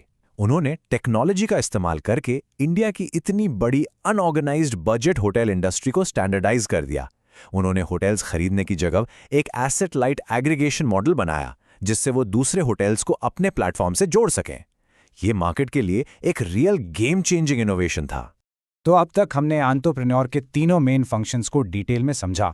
चलिए इस एक्सप्लेनर को खत्म करने से पहले इन सभी की फंक्शंस का एक क्विक और क्लियर रिकैप कर लेते हैं, ताकि सब कुछ दिमाग में फिट हो जाए। So the crucial point is कि एंटरप्रेन्योरशिप इन 3 पिलर्स पर खड़ी है। पहला, वो एक कोऑर्डिनेटर है जो लैंड, लेबर और कैपिटल को एक साथ लाता है। दूसरा, वो एक अनसर्टेनिटी बेरर है जो ऐसे चैलेंजेस लेता है जिनका इंश्योरेंस नहीं हो सकता और जिसका रिवॉर्ड भी गारंटीड नहीं होता। और तीसरा, वो एक इनोवेटर है जो नए आइडियाज को कमर्शियली अप्लाई करके इकोनॉमी में प्रोग्रेस लाता है। और ये है हमारा final takeaway. Entrepreneur production का अल्टीमेट कैटलिस्ट है। सोचो, एक कैटलिस्ट क्या करता है? केमिकल रिएक्शन की स्पीड बढ़ा देता है। ठीक वैसे ही एक एंटरप्रेन्योर प्रोडक्शन प्रोसेस को ना सिर्फ शुरू करता है, बल्कि उसमें तेजी लाता है। उनका रिवॉर्ड यानी प्रॉफिट कोई गारंटीड सैलरी नहीं है। ये उनके विजन, उनके उठाए गए अनसर्टेनिटीज और उनके लाए गए इनोवेशन का नतीजा है। और यही चीज उन्हें प्रोडक्शन का सबसे अनमोल, सबसे जरूरी फैक्टर बनाती है। Now let's discuss about enterprise objectives. देखिए, किसी भी बिजनेस के सामने 2 मेन गोल्स हो सकते हैं। एक है सर्वाइवल, यानी मार्केट में बस टिके रहना, और दूसरा है प्रॉफिट मैक्सिमाइजेशन, मतलब ज्यादा से ज्यादा मुनाफा कमाना। तो आज हम इन्हीं 2 इंपॉर्टेंट कॉन्सेप्ट्स को एकदम डिटेल में समझेंगे। हर बिजनेस, हर एंटरप्रेन्योर, हर मैनेजर, उनके सामने हमेशा ये एक बड़ा सवाल रहता है, क्या हमारा फोकस सिर्फ सर्वाइव करने पर होना चाहिए या फिर हमें हाईएस्ट पॉसिबल प्रॉफिट्स के पीछे जाना चाहिए? आप जो भी चुनते हैं वही चॉइस कंपनी की आगे की सारी स्ट्रैटेजीज और डिसीजंस को शेप करती है। तो चलिए सबसे पहले बात करते हैं सबसे जरूरी, सबसे फाउंडेशनल गोल की, और वो है सर्वाइवल। सोच के देखिए, कोई भी बिजनेस ग्रो तो तब करेगा ना जब वो पहले जिंदा रहेगा। प्रॉफिट तो वो तो बात की बात है। सर्वाइवल को आप जानते हैं एक ऑर्गेनिक ऑब्जेक्टिव माना जाता है। जैसे कोई भी लिविंग ऑर्गेनिज्म, चाहे इंसान हो या पेड़ पौधा, जिंदा रहने के लिए स्ट्राइव करता है, ठीक वैसे ही एक बिजनेस की सबसे पहली प्रायोरिटी होती है अपनी एग्जिस्टेंस को बनाए रखना। और ये पॉसिबल कैसे है? सिंपल सा रूल है, आपके बिजनेस को अपने सारे कॉस्ट रिकवर करने होंगे। मतलब आपका टोटल रेवेन्यू या तो टोटल कॉस्ट के बराबर हो या उससे ज्यादा। अगर आप कंसिस्टेंटली अपने खर्चों से कम कमा रहे हैं तो बिजनेस बैंक्रप्सी की तरफ बढ़ जाता है और आखिर में लिक्विडेट हो जाता है। अब ये सर्वाइवल का रास्ता कैसा होता है? इसके 3 मेन स्टेप्स हैं। स्टेप नंबर 1, कवर कॉस्ट्स, यानी अपने टोटल रेवेन्यू को टोटल कॉस्ट तक ले आना। इसे हम ब्रेक इवन पॉइंट भी कहते हैं। जब आप ये अचीव कर लेते हैं तब आप आते हैं स्टेप 2 पर, जो है अचीव सर्वाइवल। यहां आप मार्केट में एक स्टेबल पोजीशन बना लेते हो, एक लॉयल कस्टमर बेस तैयार करते हो, और एक बार जब आपका सर्वाइवल पक्का हो जाता है तब आती है बारी स्टेप 3 की, परस्यू ग्रोथ। अब आप एक्सपेंशन, मार्केट शेयर बढ़ाने और नए प्रोडक्ट्स लाने के बारे में सोच सकते हैं। यहाँ एक बहुत ही इंटरेस्टिंग बात है जो मशहूर इकोनॉमिस्ट आर.एल. मॉरिस ने कही थी। उनका कहना था कि जो प्रोफेशनल मैनेजर्स होते हैं, जो कंपनी चलाते हैं, वो कई बार प्रॉफिट से भी ज्यादा फर्म के साइज को, उसके ग्रोथ को इंपॉर्टेंस देते हैं। सोच रहे होंगे ऐसा क्यों? क्योंकि मैनेजर्स की अपनी पावर, उनका स्टेटस, उनकी सैलरी, ये सब चीजें कंपनी के साइज से जुड़ी होती हैं। बिल्कुल साफ बात है, जितनी बड़ी कंपनी उतना बड़ा मैनेजर और उतनी ही बड़ी सैलरी। ओके, तो सर्वाइवल की बात हो गई। अब आते हैं हमारे दूसरे इंपॉर्टेंट ऑब्जेक्टिव पर, जो है प्रॉफिट मैक्सिमाइजेशन। ये इकोनॉमिक्स की किताबों का सबसे क्लासिक, सबसे पुराना गोल है, और खास करके इन्वेस्टर्स के लिए, जैसे कि शेयर होल्डर्स, उनके लिए तो सबसे जरूरी यही होता है। ये एक क्लासिक व्यू पॉइंट है जो सदियों से चला आ रहा है। लगभग 200 साल से इकोनॉमिस्ट्स यही मानते आए हैं कि कोई भी रैशनल फर्म, कोई भी समझदार बिजनेस, उसका प्राइमरी यानी सबसे बड़ा ऑब्जेक्टिव अपने प्रॉफिट्स को मैक्सिमाइज करना ही होता है। और इसका फ़ायदा यह है कि इन्वेस्टर्स को एक एकदम क्लियर गोल मिल जाता है और इकोनॉमिक मॉडल्स में ऐसी कंपनीज का एनालिसिस करना, उनके बारे में प्रिडिक्शन करना आसान हो जाता है। लेकिन अब यहां पर एक ऐसा कॉन्सेप्ट आ रहा है जिसे समझना आपके एग्जाम्स के लिए और प्रैक्टिकल लाइफ के लिए दोनों के लिए बहुत ही जरूरी है। हम प्रॉफिट शब्द तो बोल देते हैं, पर इसके दो अलग अलग मतलब हो सकते हैं। एक होता है अकाउंटिंग प्रॉफिट और दूसरा होता है इकोनॉमिक प्रॉफिट, और इनके बीच का फर्क समझना इट्स एब्सोल्युटली क्रिटिकल। जरा इस स्लाइड पर ध्यान दीजिए। देखिए, अकाउंटिंग प्रॉफिट का फॉर्मूला बहुत सिंपल है। टोटल रेवेन्यू में से एक्सप्लिसिट कॉस्ट्स को माइनस कर दो। अब ये एक्सप्लिसिट कॉस्ट्स क्या हैं? ये वो सारे खर्चे हैं जिनके लिए आप एक्चुअली पेमेंट करते हो, जैसे स्टाफ की सैलरी, ऑफिस का रेंट, रॉ मटेरियल वगैरह। एग्जाम्पल देखिए, अगर आपका रेवेन्यू 100 रुपए है और एक्सप्लिसिट कॉस्ट 70, तो आपका अकाउंटिंग प्रॉफिट हो गया 30 रुपीस। सिंपल। पर अब आते हैं इकोनॉमिक प्रॉफिट पर। इसका फॉर्मूला है total revenue minus explicit costs plus implicit costs. यहां पर एक नई चीज आ गई, इम्प्लिसिट कॉस्ट्स। अब उसी एग्जाम्पल में देखिए, अगर आपके इम्प्लिसिट कॉस्ट 25 रुपीस हैं, तो इकोनॉमिक प्रॉफिट होगा 100 माइनस 70 प्लस 25, यानी 100 माइनस 95। तो प्रॉफिट हुआ सिर्फ 5 रुपए। तो ये इम्प्लिसिट कॉस्ट आखिर है क्या? इसका सबसे कॉमन एग्जाम्पल है अपॉर्चुनिटी कॉस्ट। अपॉर्चुनिटी कॉस्ट का सीधा सा मतलब है value of the next best alternative that was given up. मान लीजिए आपने एक 50,000 रुपए महीने की नौकरी छोड़कर अपना बिजनेस शुरू किया, तो वो 50,000 रुपए जो आप उस जॉब से कमा सकते थे लेकिन अब नहीं कमा रहे, वही आपके बिजनेस का अपॉर्चुनिटी कॉस्ट है। ये एक हिडन कॉस्ट है जिसे हम अकाउंट की किताबों में कहीं नहीं लिखते। और इसी कॉन्सेप्ट से दो और टर्म्स निकलते हैं। पहला है नॉर्मल प्रॉफिट। ये वो मिनिमम रिटर्न है जो एक बिजनेस ओनर को बिजनेस में बने रहने के लिए चाहिए ही चाहिए, और इसकी वैल्यू अपॉर्चुनिटी कॉस्ट के बराबर होती है। इंटरेस्टिंग बात यह है कि इकोनॉमिक्स में नॉर्मल प्रॉफिट को भी एक तरह का कॉस्ट ही माना जाता है, और इस नॉर्मल प्रॉफिट के ऊपर आप जो कुछ भी एक्स्ट्रा कमाते हैं उसे कहते हैं सुपर नॉर्मल प्रॉफिट या फिर इकोनॉमिक प्रॉफिट। यही आपका असली ट्रू एक्स्ट्रा गेन है। तो एक बात हमेशा याद रखिएगा, अगर आपका इकोनॉमिक प्रॉफिट 0 है तो इसका मतलब ये नहीं कि आपका बिजनेस खराब चल रहा है। इसका मतलब यह है कि आप अपने सारे खर्चे यानी एक्सप्लिसिट और इम्प्लिसिट दोनों को कवर कर रहे हैं, which is actually a good thing. अच्छा, अब तक हमने देखा कि बिजनेस या तो सर्वाइव करता है या प्रॉफिट मैक्सिमाइज करता है, लेकिन रियल वर्ल्ड, असली दुनिया इतनी ब्लैक एंड व्हाइट नहीं होती, राइट? हमेशा बिजनेसेस सबसे ज्यादा प्रॉफिट के पीछे नहीं भागते। इस चीज को समझाने के लिए कुछ और थ्योरीज भी हैं। यहाँ दो बहुत इंपॉर्टेंट ऑल्टरनेटिव थ्योरीज हैं। पहली है H.A. साइमन की सैटिस्फाइसिंग थ्योरी। ये कहती है कि ज्यादातर फर्म्स मैक्सिमम प्रॉफिट के लिए नहीं बल्कि एक सैटिस्फैक्ट्री लेवल ऑफ प्रॉफिट के लिए काम करती हैं। एक ठीक ठाक प्रॉफिट जिससे सब खुश रहें, जैसे एक फैमिली रन लोकल बिजनेस जो आराम से चल रहा है और मालिक ज्यादा झंझट या रिस्क नहीं लेना चाहते। और दूसरी थ्योरी है बॉमोल की सेल्स रेवेन्यू मैक्सिमाइजेशन। इसके हिसाब से फर्म्स पहले एक मिनिमम प्रॉफिट टारगेट सेट करती हैं और जब वो अचीव हो जाता है तो उनका गोल प्रॉफिट बढ़ाना नहीं बल्कि सेल्स को, रेवेन्यू को मैक्सिमाइज करना बन जाता है। इससे उन्हें मार्केट में प्रेस्टीज मिलता है, डोमिनेंस मिलती है, जैसा कि आजकल के नए टेक स्टार्टअप्स करते हैं यूजर ग्रोथ पर फोकस करके। तो चलिए अब फटाफट से इस पूरी डिस्कशन को समराइज करते हैं। हमने देखा कि एक एंटरप्राइज के ऑब्जेक्टिव्स काफी अलग अलग हो सकते हैं और ये एक तरह का बैलेंसिंग एक्ट है। तो इस पूरे एक्सप्लेनर से हमें क्या की टेकअवेज मिले? पॉइंट नंबर 1, सर्वाइवल किसी भी बिजनेस की नॉन नेगोशिएबल फाउंडेशन है। इसके बिना कुछ भी पॉसिबल नहीं है। पॉइंट नंबर 2, प्रॉफिट मैक्सिमाइजेशन एक क्लासिक इकोनॉमिक गोल है जिससे खासतौर पर इन्वेस्टर्स और शेयर होल्डर्स आगे बढ़ाते हैं। पॉइंट नंबर 3, बिजनेस की असली परफॉर्मेंस का मेजर इकोनॉमिक प्रॉफिट है क्योंकि इसमें अपॉर्चुनिटी कॉल्स भी शामिल होते हैं। और पॉइंट नंबर 4, रियल वर्ल्ड में ऑब्जेक्टिव्स इतने सिंपल नहीं होते और मैनेजमेंट के गोल्स के हिसाब से सैटिस्फाइजिंग या सेल्स मैक्सिमाइजेशन जैसे ऑब्जेक्टिव्स भी हो सकते हैं। आखिर में एक सक्सेसफुल एंटरप्राइज सिर्फ एक गोल नहीं चुनती, वो इन सभी गोल्स को बैलेंस करने की आर्ट में मास्टर होती है। Now let's discuss about enterprise objectives. देखिए, जब भी हम किसी एंटरप्राइज या बिजनेस की बात करते हैं तो सबसे पहले नेचुरली दिमाग में प्रॉफिट ही आता है। लेकिन आज हम ये समझेंगे कि एक सच में सक्सेसफुल बिजनेस के जो गोल्स होते हैं वो सिर्फ प्रॉफिट से कहीं कहीं आगे जाते हैं। तो देखिए, आज के इस मॉडर्न वर्ल्ड में एक एंटरप्राइज को सिर्फ एक प्रॉफिट मेकिंग मशीन की तरह नहीं देखा जा सकता, बिल्कुल नहीं। उसके जो इकोनॉमिक गोल्स हैं यानी कि पैसा कमाना, उसके अलावा 3 और बहुत ही मेजर ऑब्जेक्टिव्स होते हैं और यही ऑब्जेक्टिव्स उसकी लॉन्ग टर्म सक्सेस और सोसाइटी में उसकी रिस्पेक्ट के लिए एब्सोल्युटली क्रूशल हैं। तो चलिए शुरुआत करते हैं सबसे पहले ऑब्जेक्टिव से, ह्यूमन ऑब्जेक्टिव्स। हमेशा याद रखिए, कोई भी कंपनी बड़ी बड़ी बिल्डिंग्स या महंगी मशीन से नहीं बनती, बल्कि वो बनती है उसके लोगों से। इसलिए एक स्मार्ट बिजनेस का सबसे पहला फोकस उसकी अपनी टीम पर होता है। So what exactly are human objectives? ये वो ऑब्जेक्टिव्स हैं जो कंपनी के अंदर काम करे लोगों यानी उसके एम्प्लॉयज के वेलबींग और उनके डेवलपमेंट पर फोकस करते हैं। एक बात हमेशा दिमाग में रखें, एम्प्लॉयज किसी भी ऑर्गेनाइजेशन के सबसे प्रेशियस रिसोर्स होते हैं, यानी उनकी सबसे कीमती संपत्ति। अब इसमें क्या क्या चीजें आती हैं? सबसे बेसिक चीज है एम्प्लॉयज को एक फेयर डील इन वेजेस देना, मतलब उनके काम के हिसाब से उन्हें सही सैलरी देना। फिर आता है एक सेफ और हेल्दी वर्क क्लाइमेट क्रिएट करना। पर बात यहीं खत्म नहीं होती।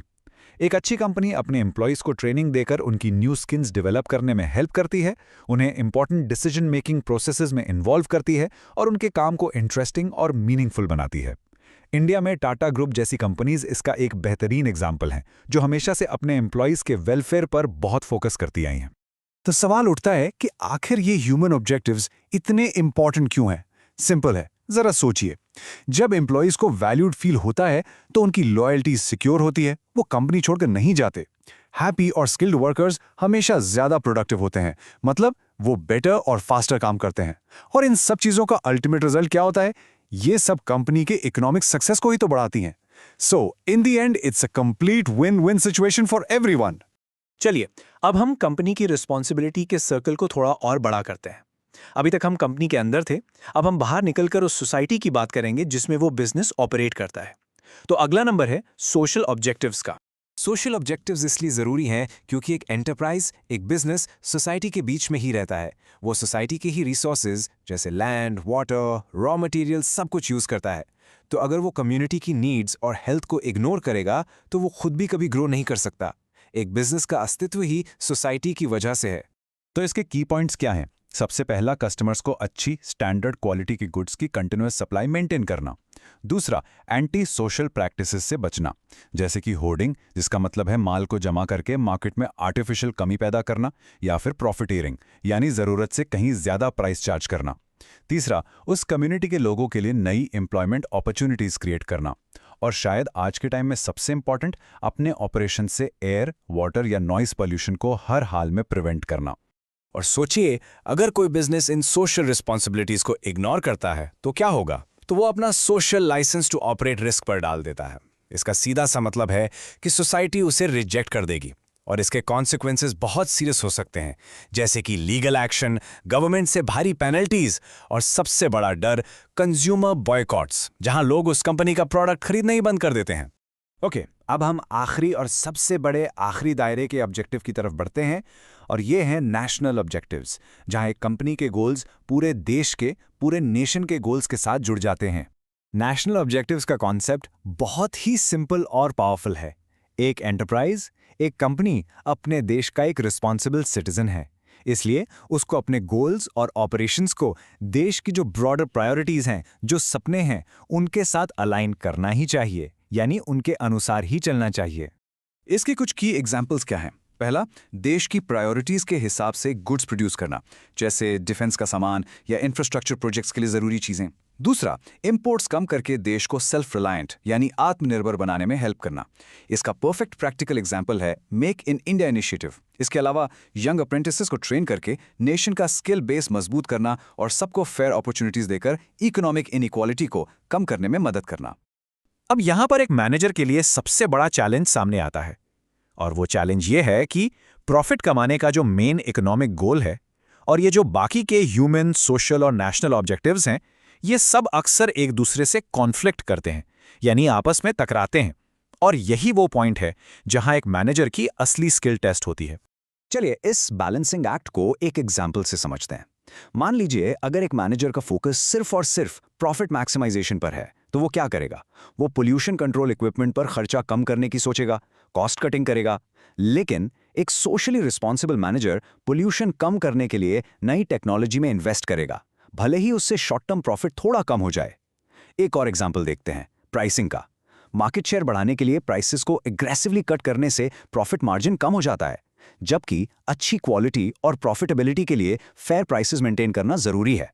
तो इन कॉन्फ्लिक्टिंग गोल्स के बीच सही बैलेंस बनाना, यही एक मैनेजर का असली काम है। अब आप सभी स्टूडेंट्स के लिए एक बहुत इंपॉर्टेंट नोट। आपके एग्जाम्स और इकोनॉमिक थियरी के पर्पस से हम अक्सर ये स्टैंडर्ड अजम्पशन लेकर चलते हैं कि फर्म्स का मेन एम प्रॉफिट मैक्सिमाइज करना है। लेकिन हमेशा याद रखिएगा, प्रैक्टिकल वर्ल्ड में, रियल वर्ल्ड में, ये जो दूसरे सोशल, ह्यूमन और नेशनल ऑब्जेक्टिव्स हैं, ये इंपॉर्टेंट कंस्ट्रेंट्स की तरह काम करते हैं, यानी एक तरह की रुकावटों की तरह। तो इस कंप्लीट अंडरस्टैंडिंग के बिना आपका आंसर हमेशा अधूरा रहेगा। तो चलिए इस पूरे डिस्कशन को अब हम जल्दी से समराइज करते हैं और देखते हैं कि एक मॉडर्न एंटरप्राइज के लिए लॉन्ग टर्म सक्सेस का आखिर रास्ता क्या है। सस्टेनेबल यानी लॉन्ग टर्म सक्सेस के 3 सिंपल कीज हैं। नंबर 1, वैल्यू योर पीपल, यानी अपने ह्यूमन ऑब्जेक्टिव्स पूरे करें। नंबर 2, रिस्पेक्ट योर कम्युनिटी, यानी अपने सोशल ऑब्जेक्टिव्स पूरे करें। और नंबर 3, सर्व योर नेशन, यानी अपने नेशनल ऑब्जेक्टिव्स पूरे करें। तो आखिर में इस सबका सार यही है, एक सच में सक्सेसफुल मॉडर्न एंटरप्राइज की असली पहचान सिर्फ उसके प्रॉफिट फिगर्स नहीं है।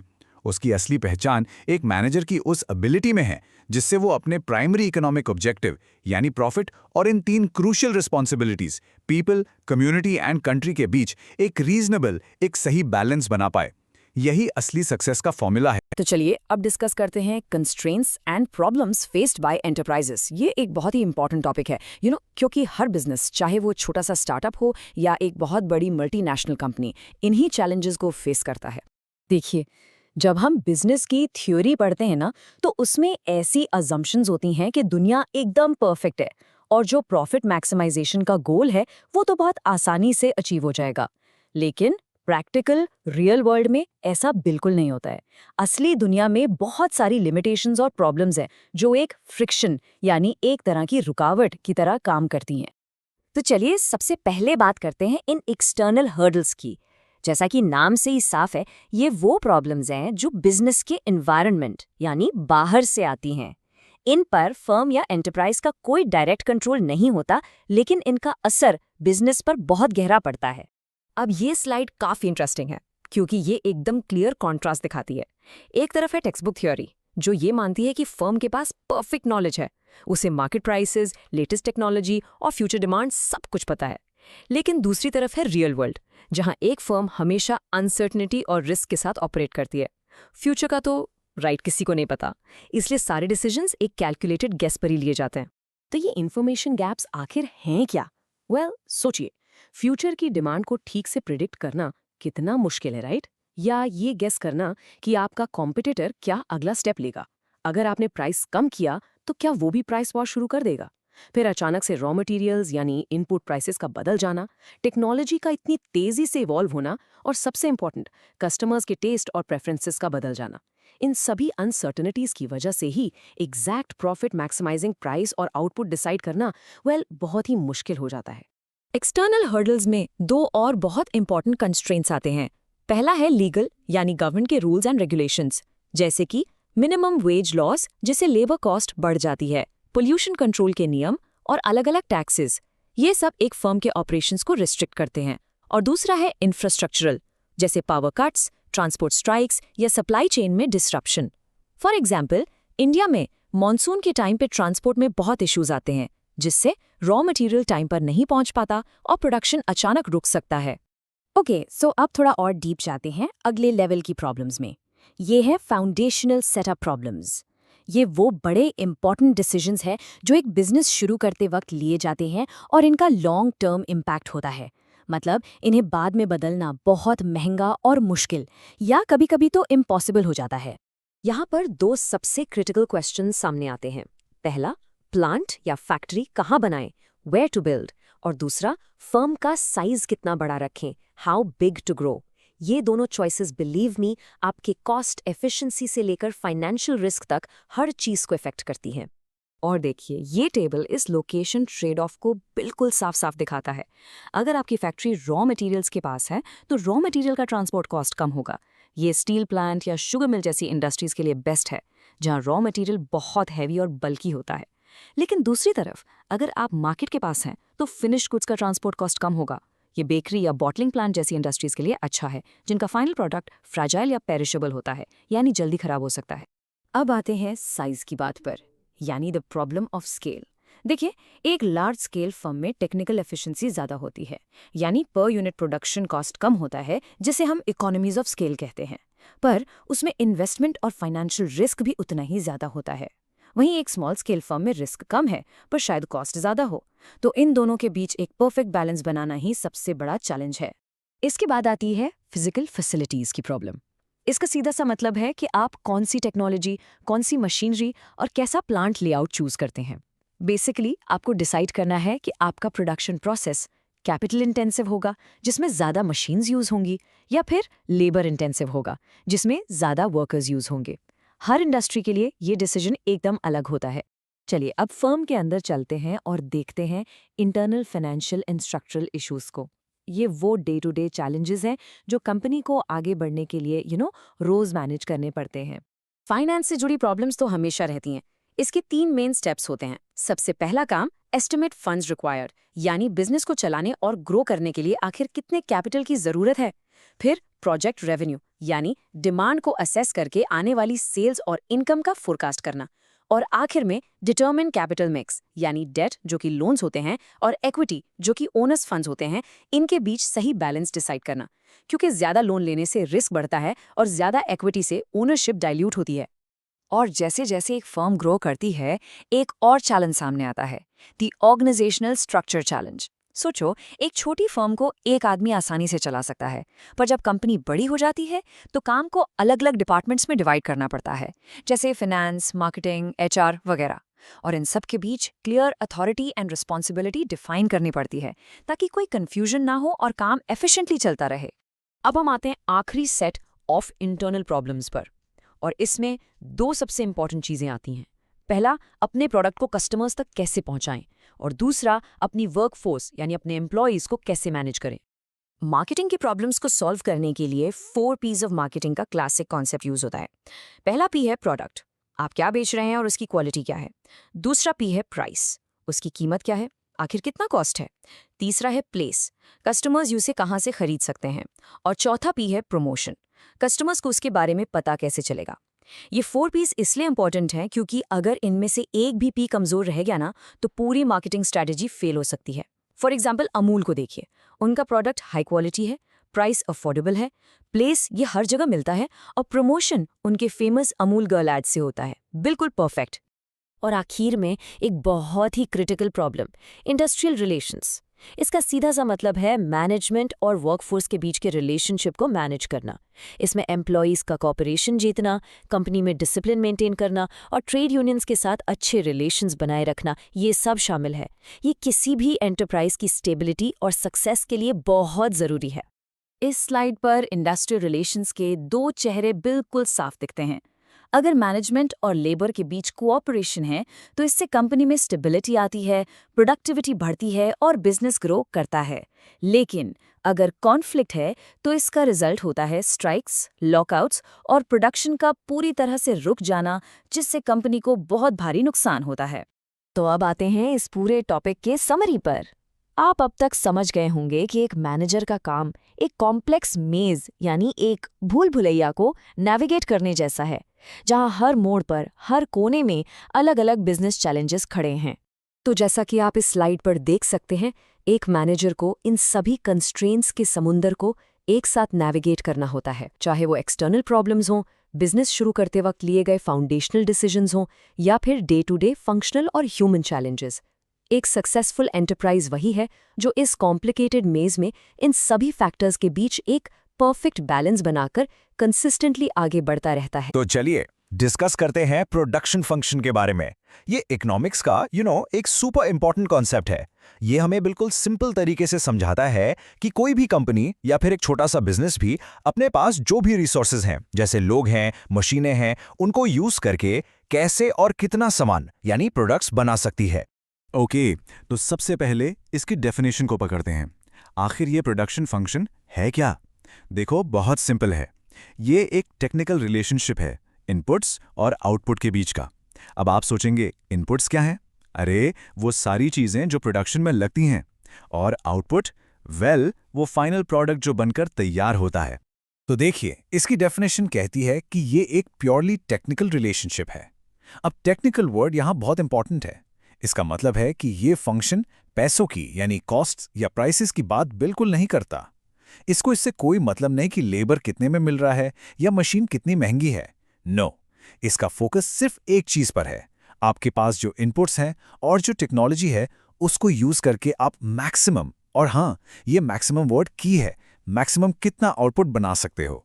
चलिए इसको और आसान बनाते हैं एक बढ़िया से एग्जाम्पल के साथ। मान लीजिए आपकी एक छोटी सी बेकरी है, तो आपके इनपुट्स क्या क्या होंगे सोचो। आपके पास होगा फ्लावर, शुगर, है ना। फिर एक बेकर होगा जो मेहनत करेगा, ये हो गया आपका लेबर। और एक ओवन होगा जिसमें केक बेक होगा, ये हो गया आपका कैपिटल। अब प्रोडक्शन फंक्शन का काम क्या है, वो बस आपको ये बताएगा कि इन सारे इनपुट्स को यूज करके आप ज्यादा से ज्यादा मतलब मैक्सिमम कितने केक्स बेक कर सकते हो। Simple right. अब इस कॉन्सेप्ट को ना आप एक सिक्के के दो पहलुओं की तरह देख सकते हैं। एक तरफ ये क्वेश्चन पूछता है, मेरे पास एक बेकर और एक अवन है तो मैं मैक्सिमम कितने केक्स बना सकता हूं।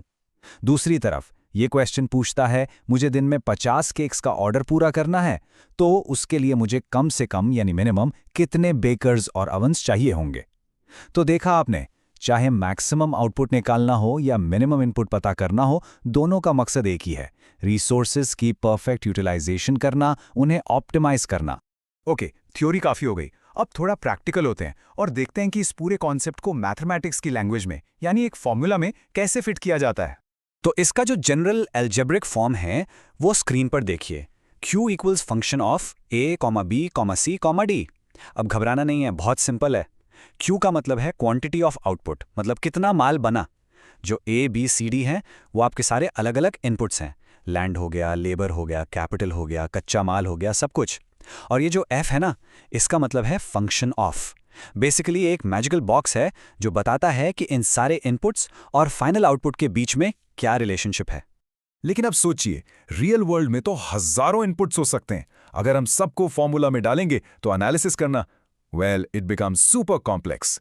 तो इकोनॉमिस्ट क्या करते हैं? वो स्मार्ट हैं। वो कहते हैं चलो इसको सिंप्लीफाई करते हैं, और वो सारे इनपुट्स को बस दो मेन कैटेगरीज में डाल देते हैं। पहला लेबर, जिसको हम L से दिखाएंगे यानी लोगों की मेहनत, और दूसरा कैपिटल, जिसको K से दिखाएंगे यानी सारी मशीनें, टूल्स, बिल्डिंग्स। और बस इतने कॉम्प्लेक्स फॉर्मूले से हम आ जाते हैं एक सिंपल से ब्यूटीफुल फॉर्मूला पे, Q is equal to FLK। चलो इस नए सिंपल फॉर्मूला को अपनी बेकरी पर अप्लाई करके देखते हैं। यहां Q क्या है? बिल्कुल सही, आपसे बनाए हुए केक्स का नंबर। L क्या है? वो है आपका बेकर, उसकी मेहनत। और K क्या है? वो है आपका कैपिटल, आपका ओवन, आपकी बिल्डिंग, आपके टूल्स, सब कुछ। देखा, इतनी बड़ी प्रोडक्शन प्रोसेस को हमने इस छोटे से मॉडल में कितनी आसानी से समझ लिया। ओके, अब आगे बढ़ने से पहले एक बहुत इंपॉर्टेंट चीज, ये जो प्रोडक्शन फंक्शन है ना, ये कुछ रूल्स या अजम्पशंस पर चलता है। मतलब ये फंक्शन आमतौर पर तभी सही से काम करता है जब कुछ कंडीशंस पूरी हों। चलिए देखते हैं वो शर्तें क्या हैं। तो इसके 3 मेन अजम्पशंस हैं। नंबर 1, स्पेसिफिक टाइम पीरियड, मतलब ये फंक्शन एक पर्टिकुलर टाइम फ्रेम के लिए ही वैलिड होता है, जैसे एक दिन, एक महीना या एक साल।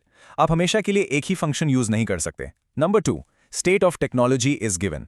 हम ये मानकर चलते हैं कि टेक्नोलॉजी फिक्स है, कांस्टेंट है। सोचो, अगर आपने एक बेहतर ओवन खरीद लिया तो आपकी केक बनाने की कैपेसिटी बढ़ जाएगी, राइट? तो उसके लिए एक बिल्कुल नया प्रोडक्शन फंक्शन बनेगा, पुराना वाला काम नहीं करेगा। और नंबर 3, मैक्सिमम एफिशिएंसी। ये सबसे इंपॉर्टेंट है। हम ये अज्यूम करते हैं कि फर्म बिल्कुल आलसी नहीं है, वो अपने हर रिसोर्स का पूरा इस्तेमाल कर रही है बिना किसी वेस्टेज के, तभी तो हम मैक्सिमम आउटपुट की बात कर पा रहे हैं। Okay, so theory part is done. पर सवाल ये है कि क्या ये सब सिर्फ किताबों में है या रियल वर्ल्ड में भी काम आता है? बिल्कुल आता है, और इसका सबसे फेमस एग्जाम्पल है कॉब डगलस प्रोडक्शन फंक्शन। चलिए देखते हैं कि कैसे इकोनॉमिस्ट ने इस थ्योरी को रियल वर्ल्ड डेटा पर अप्लाई करके कमाल कर दिया। तो इसकी कहानी शुरू होती है 2 इकोनॉमिस्ट से, पॉल डगलस और C.W. कॉब। उन्होंने सोचा चलो इस थ्योरी को टेस्ट करते हैं, और उन्होंने अमेरिका की पूरी मैन्युफैक्चरिंग इंडस्ट्री का डेटा उठाया और उसको स्टडी करना शुरू किया। उनका मकसद था एक ऐसा स्टैटिस्टिकल फंक्शन बनाना जो आम थ्योरी को प्रैक्टिकल रियल लाइफ प्रूफ दे सके, और वो इसमें कामयाब हुए और उनका फंक्शन दुनिया भर में फेमस हो गया। तो उन्होंने ये फॉर्मूला दिया जो आप स्क्रीन पर देख सकते हैं, Q equals to A into L raise to power A into K raise to power 1 - A। थोड़ा कॉम्प्लेक्स लग रहा है? बिल्कुल नहीं। Q तो आउटपुट है, L और K लेबर और कैपिटल हैं। नया क्या है? A यहाँ टेक्नोलॉजी को रिप्रेजेंट करता है।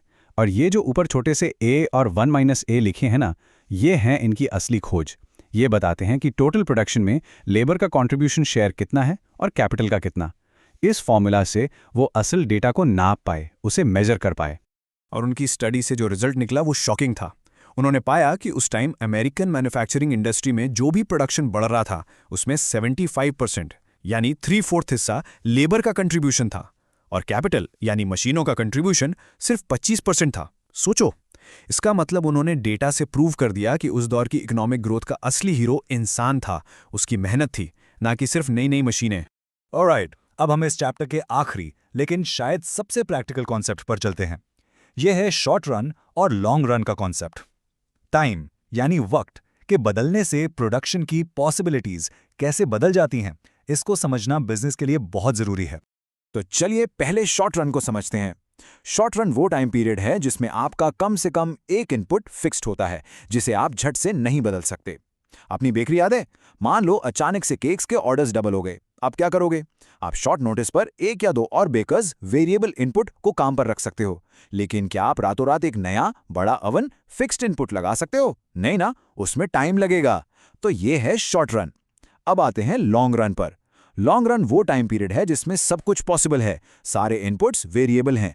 आपके पास इतना टाइम है कि आप सिर्फ नए बेकर्स ही नहीं बल्कि एक नई बड़ी बेकरी खोल सकते हो जिसमें 5 नए ओवन लगे हों।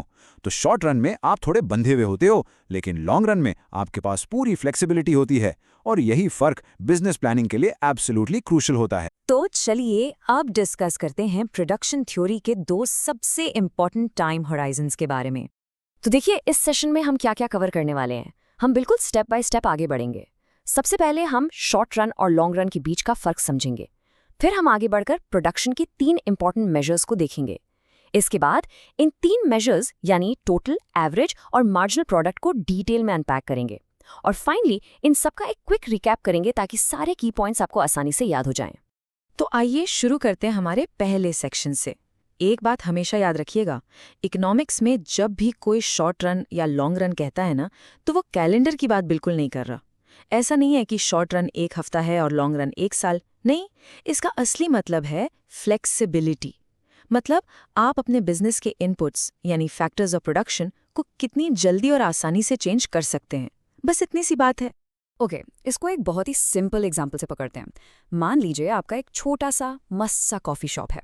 अभी चल रहा है शॉर्ट रन। शॉर्ट रन में क्या होता है कि आपके पास कुछ चीज़ें फिक्स्ड है, जैसे आपके शॉप का साइज़ या वो बड़ी सी महंगी कॉफ़ी मशीन। ये है आपका फिक्स्ड फैक्टर। अगर आपको अचानक से ज़्यादा कॉफ़ी बेचनी है तो आप क्या कर सकते हैं? आप और स्टाफ यानी बरिस्टाज हायर कर सकते हैं या फिर ज़्यादा कॉफ़ी बीन्स और दूध ऑर्डर कर सकते हैं। ये हो गए आपके वेरिएबल फैक्टर्स। तो शॉर्ट रन में प्रोडक्शन बढ़ता है सिर्फ वेरिएबल फैक्टर्स को चेंज करके। लेकिन लॉन्ग रन में पूरा गेम ही बदल जाता है। लॉन्ग रन में सब कुछ वेरिएबल है। आप सोचते हैं यार बिजनेस तो बहुत अच्छा चल रहा है, चलो एक और बड़ी ब्रांच खोलते हैं। आप नई जगह ले सकते हैं, नई बेहतर मशीन्स ला सकते हैं। कुछ भी फिक्स नहीं है। यही इन दोनों के बीच का फंडामेंटल डिफरेंस है। अब देखिए, क्योंकि ये दोनों टाइम पीरियड्स अलग हैं, इन पर आने वाले रूल्स यानी इकोनॉमिक लॉज भी अलग अलग हैं। शॉर्ट रन में जो लॉ काम करता है उसे कहते हैं लॉ ऑफ वेरिएबल प्रोपोर्शंस। क्यों? क्योंकि इसमें आप सिर्फ 1-2 इनपुट्स का प्रोपोर्शन बढ़ा रहे हैं, बाकी सब कांस्टेंट है। और लॉन्ग रन में जो लॉ अप्लाई होता है वो है law of returns to scale. यहाँ आप पूरा का पूरा स्केल ही बढ़ा रहे हैं, सारे इनपुट्स एक साथ। थोड़े टेक्निकल नाम है आई नो, पर टेंशन मत लीजिए। आज के इस डिस्कशन में हमारा पूरा का पूरा फोकस सिर्फ शॉर्ट रन और उसके लॉ ऑफ वेरिएबल प्रोपोर्शंस पर ही रहेगा। ठीक है, सो अब हमने आगे का रास्ता क्लियर कर लिया है। चलिए अब डाइव करते हैं सीधे शॉर्ट रन की डिटेल्स में। जैसा कि सबटाइटल में लिखा है, वर्किंग विथ कंस्ट्रेंट्स। ये इसलिए इतना इंपॉर्टेंट कॉन्सेप्ट है ना, क्योंकि असली बिजनेस में ज्यादातर डिसीजंस इसी टाइम फ्रेम में होते हैं। मैनेजर रोज ये नहीं सोचता कि नई फैक्ट्री कब लगानी है, वो ये सोचता है कि आज कितने वर्कर्स बुलाने हैं या कितना रॉ मटेरियल यूज करना है। ये सारे शॉर्ट रन डिसीजंस हैं। तो शॉर्ट रन की डेफिनेशन को एक बार फिर से अच्छे से समझ लेते हैं, इस बार एक किसान के एग्जाम्पल के साथ। सोच के देखिए, एक फार्मर के पास जो जमीन का टुकड़ा है वो उसका फिक्स्ड फैक्टर है। वो जमीन को रातों रात डबल नहीं कर सकता, आसमान से तो आएगी नहीं। लेकिन अगर उसे उसी जमीन पर अपनी फसल का प्रोडक्शन बढ़ाना है तो वो क्या करेगा? वो ज्यादा मजदूर यानी लेबर हायर कर सकता है, बेहतर बीज और खाद यानी रॉ मटेरियल डाल सकता है। ये सब वेरिएबल फैक्टर्स हैं। तो शॉर्ट रन का पूरा खेल यही है, आपके पास जो फिक्स्ड एसेट्स हैं उनके साथ काम करते हुए वेरिएबल चीज़ों को एडजस्ट करके अपने आउटपुट को बढ़ाना या घटाना। ओके, तो अब हम ये तो समझ गए कि शॉर्ट रन में होता क्या है, पर आखिर एक फर्म ये कैसे पता लगाए कि वो अच्छा काम कर रही है या नहीं? उसके प्रोडक्शन एफिशिएंसी को नापने का कोई तरीका तो होना चाहिए ना? बिल्कुल है। और इसके लिए इकोनॉमिस्ट ने हमें 3 बहुत ही पावरफुल टूल्स दिए हैं, 3 मेजर्स जिससे हम प्रोडक्शन को अच्छे से ट्रैक कर सकते हैं। और ये हैं वो 3 मस्केटियर्स ऑफ प्रोडक्शन। पहला, टोटल प्रोडक्ट, जिसे हम आगे से टीपी कहेंगे। दूसरा, एवरेज प्रोडक्ट यानी एपी। और तीसरा, मार्जिनल प्रोडक्ट यानी एमपी। आप इन तीनों को एक तरह से किसी भी फैक्ट्री या बिजनेस का परफॉर्मेंस रिपोर्ट कार्ड मान सकते हैं। ये 3 नंबर्स ही बताते हैं कि प्रोडक्शन का हालचाल कैसा है। तो चलिए अब इन तीनों को एक एक करके आराम से उनकी डेफिनेशन और फॉर्मूला के साथ अच्छे से ब्रेक डाउन करते हैं। सबसे पहले सबसे सिंपल वाला, टोटल प्रोडक्ट या टीपी। इसके नाम में ही इसका मतलब छुपा है। ये प्रोडक्शन का ग्रैंड टोटल है। सिंपल, एक दिए गए टाइम पीरियड में आपने सारे इनपुट्स यूज करके टोटल कितना माल बनाया, बस वही है टोटल प्रोडक्ट। जैसे अगर 5 वर्कर्स ने मिलकर एक दिन में 50 शर्ट्स बना दी, तो उस दिन का टोटल प्रोडक्ट कितना हुआ? Exactly 50 shirts. अब आते हैं एवरेज प्रोडक्ट या एपी पर। टोटल प्रोडक्ट तो ठीक है, पर हमें ये भी तो जानना है कि ऑन एवरेज हर वर्कर कितना काम कर रहा है। यही काम एपी करता है। ये हमें हर एक वेरिएबल फैक्टर की प्रोडक्टिविटी बताता है। इसका फॉर्मूला भी बिल्कुल सिंपल है। टोटल प्रोडक्ट को वेरिएबल फैक्टर के नंबर ऑफ यूनिट्स से डिवाइड कर दो। तो अपने पुराने एग्जाम्पल में अगर 50 शर्ट्स को 5 वर्कर्स से डिवाइड करें तो एपी कितना आएगा? 10 शर्ट्स पर वर्कर। इससे हमें एक एवरेज परफॉर्मेंस का आइडिया मिल जाता है। और अब आते हैं उस कॉन्सेप्ट पर जो आगे जाकर डिसीजन मेकिंग में सबसे ज्यादा इंपॉर्टेंट साबित होता है। ये है मार्जिनल प्रोडक्ट या एमपी। मार्जिनल का मतलब इकोनॉमिक्स में हमेशा होता है एक्स्ट्रा या एडिशनल। तो एमपी हमें बताता है कि एक एक्स्ट्रा वर्कर हायर करने से या एक एक्स्ट्रा यूनिट ऑफ इनपुट लगाने से टोटल प्रोडक्ट में कितना एक्स्ट्रा एडिशन हुआ। इसका फॉर्मूला है टोटल प्रोडक्ट में कितना चेंज आया डिवाइडेड बाय लेबर में कितना चेंज आया। एक मैनेजर के लिए ये नंबर गोल्ड की तरह है, क्योंकि इससे ही वो डिसाइड करता है कि एक और एम्प्लॉय को हायर करना फायदेमंद है या अब 10 करना चाहिए। चलिए इन सब थ्योरी को अब इन प्रैक्टिकल नंबर्स के साथ लाइफ में लाते हैं। इस टेबल को ध्यान से देखिए।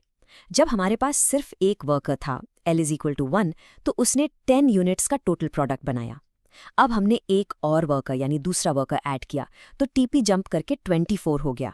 तो यहाँ पे दूसरे वर्कर का अकेले का कंट्रीब्यूशन यानी उसका मार्जिनल प्रोडक्ट कितना हुआ? सिंपल है, टीपी में चेंज देखो, 24 - 10 यानी 14। और एवरेज प्रोडक्ट कितना हुआ? 24 को 2 से डिवाइड कर दो, 12। फिर देखो, जब तीसरा वर्कर आया टीपी 39 हुआ और एमपी अपने पीक पर चला गया 15। ये बेस्ट टाइम था। पर इसके बाद कहानी बदलना शुरू होती है। चौथे वर्कर ने 13 का एमपी दिया और पांचवें ने सिर्फ 8 का, और छठे वर्कर के आने पर तो कमाल ही हो गया, टीपी बढ़ा ही नहीं, 60 का 60 रहा। इसका मतलब उस छठे वर्कर का मार्जिनल प्रोडक्ट 0 था। उसने आके कोई वैल्यू ऐड नहीं की। तो पिछली टेबल को देखकर आपके मन में एक सवाल जरूर आया होगा कि ये एपी और एमपी आपस में इतना ऊपर नीचे क्यों हो रहे हैं? क्या इनमें कोई कनेक्शन है? जी हाँ, बिल्कुल है। ये दोनों एक दूसरे से बहुत गहराई से जुड़े हुए हैं। इनके बीच एक मैथमेटिकल रिलेशनशिप है जिसको समझना कॉन्सेप्ट क्लैरिटी और एग्जाम दोनों के लिए एब्सोल्युटली क्रूशियल है। इस रिलेशनशिप को समझने के लिए बस ये 3 गोल्डन रूल्स याद रखिए। हमेशा यही होगा। रूल नंबर 1, जब तक एवरेज प्रोडक्ट एपी बढ़ रहा है तब तक मार्जिनल प्रोडक्ट एमपी उससे ज्यादा ही होगा। एमपी एपी को ऊपर की तरफ खींच रहा होता है। टेबल में देखिए, जब एपी 10 से 12, 12 से 13 हुआ तब एमपी उससे ऊपर था, 14, 15। रूल नंबर 2, जिस पॉइंट पर एपी अपने मैक्सिमम पर होता है वहां एमपी आकर उससे मिलता है, यानी एमपी = एपी। हमारी टेबल में ये 13 पर हुआ। और रूल नंबर 3, जैसे ही एपी गिरना शुरू होता है समझो एमपी उससे भी नीचे जा चुका है। अब एमपी एपी को नीचे की तरफ खींच रहा है। जैसे जब एपी 12 हुआ तो एमपी 8 था। इसको ऐसे सोचो, MP एक मैग्नेट है जो AP को अपनी तरफ पुल करता है। इन्हीं रूल्स के बेसिस पर हम पूरे शॉर्ट रन प्रोडक्शन प्रोसेस को 3 स्टेजेस में बांट सकते हैं। चलिए वापस अपने कॉफी शॉप में चलते हैं और इन स्टेजेस को लाइव देखते हैं। स्टेज 1 है इंक्रीजिंग रिटर्न्स। इमेजिन करो शॉप में पहले एक ही बरिस्ता था, उसे काउंटर भी संभालना है, कॉफी भी बनानी है, पैसे भी लेने हैं। जैसे ही दूसरा बरिस्ता आया, उन्होंने काम बांट लिया। एक कॉफी बना रहा है, दूसरा कस्टमर डील कर रहा है। एफिशिएंसी बढ़ गई, टोटल प्रोडक्ट तेजी से बढ़ा। फिर शुरू होता है स्टेज 2, डिमिनिशिंग रिटर्न्स। अब शॉप में 4-5 बारिस्ताज हो गए हैं, काम तो हो रहा है, पर अब वो थोड़ा एक दूसरे के रास्ते में आ रहे हैं। कॉफी मशीन तो एक ही है, प्रोडक्शन अब भी बढ़ रहा है पर उतनी तेजी से नहीं। यही वो स्वीट स्पॉट या रैशनल स्टेज है जहां एक फर्म आमतौर पर ऑपरेट करती है। और आखिर में आता है स्टेज 3, नेगेटिव रिटर्न्स। अब काउंटर के पीछे इतनी भीड़ हो गई है कि नया बरिस्ता आकर काम बढ़ाने की जगह दूसरों से टकरा रहा है, उनका काम खराब कर रहा है। टोटल प्रोडक्शन अब गिरना शुरू हो जाता है और MP नेगेटिव हो जाता है। नए बंदे को हायर करना अब नुकसान का सौदा है। तो चलिए इस पूरे डिस्कशन के जो सबसे इम्पॉर्टेंट कोर कॉन्सेप्ट्स हैं उन्हें एक बार फटाफट समराइज कर लेते हैं। ये की टेकअवेज आपके एग्जाम रिवीजन के लिए बहुत काम आएंगे। सबसे पहली और सबसे इम्पॉर्टेंट बात, short run versus long run. ये टाइम के बारे में नहीं, फ्लेक्सिबिलिटी के बारे में। शॉर्ट रन में कम से कम एक फैक्टर फिक्स्ड होता है, लॉन्ग रन में सब वेरिएबल, सिंपल। दूसरा पॉइंट, TP, AP और MP ये प्रोडक्शन को नापने के 3 बेस्ट फ्रेंड्स हैं। TP है टोटल आउटपुट, AP है पर यूनिट एवरेज और MP बताता है कि आखिरी यूनिट ने कितना कंट्रीब्यूशन दिया। तीसरा, इनका रिलेशनशिप। हमेशा याद रखिए, MP ही AP को ऊपर या नीचे खींचता है और AP के हाईएस्ट पॉइंट पर उसे कट करता है। और आखिरी और चौथा पॉइंट, रैशनल प्रोडक्शन। एक समझदार फर्म हमेशा स्टेज 2 यानी डिमिनिशिंग रिटर्न्स में ही काम करना चाहेगी, क्योंकि वहां MP और AP दोनों पॉजिटिव होते हैं, भले ही गिर रहे हों। स्टेज 1 में वो रुकेगी नहीं और स्टेज 3 में कभी जाना नहीं चाहेगी। चलिए अब डिस्कस करते हैं the law of variable proportions. Economics में ये एक बहुत ही इंपॉर्टेंट कॉन्सेप्ट है, स्पेशली जब हम शॉर्ट रन प्रोडक्शन को समझने की कोशिश करते हैं। तो आखिर ये लॉ है क्या? इसे लॉ ऑफ डिमिनिशिंग रिटर्न्स के नाम से भी जाना जाता है। बेसिकली ये लॉ हमें बताता है कि शॉर्ट रन में, यानी जब आपके पास टाइम कम हो, तो प्रोडक्शन कैसे बिहेव करता है। आसान शब्दों में कहें तो ये लॉ एक्सप्लेन करता है कि आपके टोटल आउटपुट पर क्या असर पड़ता है जब आप सिर्फ एक इनपुट को चेंज करते हैं, जैसे कि वर्कर्स की गिनती बढ़ा दी, जबकि बाकी सारे इनपुट्स जैसे मशीनरी या जमीन बिल्कुल सेम रहते हैं। तो एक फैक्टर वेरिएबल है और बाकी सब फिक्स्ड। ओके, अब इस फॉर्मल डेफिनेशन को थोड़ा आसान बनाते हैं। ये कहती है कि जब हम एक वेरिएबल इनपुट की क्वांटिटी बढ़ाते हैं और उसे फिक्स्ड इनपुट्स के साथ कंबाइन करते हैं, तो उस वेरिएबल इनपुट से मिलने वाला एक्स्ट्रा आउटपुट, जिसे हम कहते हैं मार्जिनल फिजिकल प्रोडक्टिविटी, एक टाइम के बाद नीचे गिरना शुरू हो जाता है। सोच के देखो, हर नया वर्कर शुरू में तो बहुत काम करता है, पर धीरे धीरे हर अगले वर्कर का कंट्रीब्यूशन कम होता जाता है। अब इस थ्योरी को बेहतर समझने के लिए एक सिंपल सा फार्म का प्रैक्टिकल एग्जाम्पल लेते हैं। इस एग्जाम्पल के बाद आई एम श्योर ये कॉन्सेप्ट आपके लिए एकदम क्रिस्टल क्लियर हो जाएगा। तो इमेजिन कीजिए कि आपके पास 1 एकड़ जमीन है। यह है आपका फिक्स्ड इनपुट, ये बदल नहीं सकता, और आपने इस पर काम करने के लिए एक वर्कर को हायर किया। ये वर्कर है आपका वेरिएबल इनपुट। अब ही ये अकेला वर्कर पूरी जमीन पर आराम से और पूरी एफिशिएंसी के साथ काम कर सकता है, इसलिए जो आउटपुट पर वर्कर है वो बहुत हाई है। अब आपने सोचा कि चलो प्रोडक्शन बढ़ाते हैं और आपने 5 वर्कर्स हायर कर लिए। टोटल आउटपुट तो जरूर बढ़ेगा, नो डाउट, लेकिन यहाँ एक कैच है। हर नया वर्कर पिछले वर्कर से थोड़ा कम ही एक्स्ट्रा आउटपुट दे पाएगा। ऐसा क्यों? क्योंकि जमीन तो उतनी ही है, 1 एकड़। अब उन सबको टूल्स भी शेयर करने पड़ेंगे और हो सकता है कि वो एक दूसरे के काम में आने लगें। इसी को हम कहते हैं डिमिनिशिंग रिटर्न्स। और अगर आपने सोचा आउटपुट और बढ़ाना है, चलो 10 वर्कर्स रख लेते हैं, तो सोचिए क्या होगा। फार्म पर इतनी ज्यादा भीड़ हो जाएगी कि वर्कर्स ठीक से काम ही नहीं कर पाएंगे, एक दूसरे से टकराएंगे, कंफ्यूजन होगा, एफिशिएंसी बिल्कुल खत्म हो जाएगी। इसका रिजल्ट, टोटल आउटपुट बढ़ने की जगह एक्चुअली गिरना शुरू हो जाएगा। इसे कहते हैं नेगेटिव रिटर्न्स। यहाँ एक इम्पॉर्टेंट बात यह है कि यह लॉ हमेशा और हर सिचुएशन में अप्लाई नहीं होता। इसके काम करने के लिए कुछ खास कंडीशंस यानी अजम्पशंस का पूरा होना बहुत ज़रूरी है। इन्हें आप इस गेम के रूल समझ सकते हैं। सबसे पहला रूल है कांस्टेंट टेक्नोलॉजी, यानी प्रोडक्शन का तरीका सेम रहना चाहिए। अगर आपके पास कोई नई बेहतर टेक्नोलॉजी आ गई तो ये लॉ ब्रेक हो जाएगा। दूसरा है फिक्स्ड फैक्टर्स। कम से कम एक इनपुट, जैसे हमारे एग्जाम्पल में लैंड, फिक्स्ड होना ही चाहिए। और तीसरा, होमोजीनियस इनपुट्स। हम ये अज्यूम करते हैं कि हर वर्कर की स्किल और एफिशिएंसी बिल्कुल एक जैसी है, कोई सुपर वर्कर नहीं है। तो जो हमने फार्म के एग्जाम्पल से समझा, उस पूरे प्रोसेस को हम 3 अलग अलग प्रोडक्शन स्टेजेस में डिवाइड कर सकते हैं। चलिए, इन स्टेजेस को आप टोटल प्रोडक्ट, एवरेज प्रोडक्ट और मार्जिनल प्रोडक्ट कर्व्स के जरिए एनालाइज करते हैं। ओके, इस प्रोडक्शन टेबल को ध्यान से देखिए। पहला कॉलम है टोटल प्रोडक्ट, यानी टोटल कितना आउटपुट बना। फिर है एवरेज प्रोडक्ट, यानी पर वर्कर कितना आउटपुट बना। और सबसे इंपॉर्टेंट, मार्जिनल प्रोडक्ट, यानी हर एक एक्स्ट्रा वर्कर के आने से आउटपुट में कितना एक्स्ट्रा इंक्रीज हुआ। इन नंबर्स की हेल्प से अब हम तीनों स्टेजेस को डिटेल में समझेंगे। स्टेज 1 है इंक्रीजिंग रिटर्न्स। टेबल में आप देख सकते हैं, जैसे ही हमने वर्कर्स 1 से 3 किए, मार्जिनल प्रोडक्ट बढ़ता जा रहा है।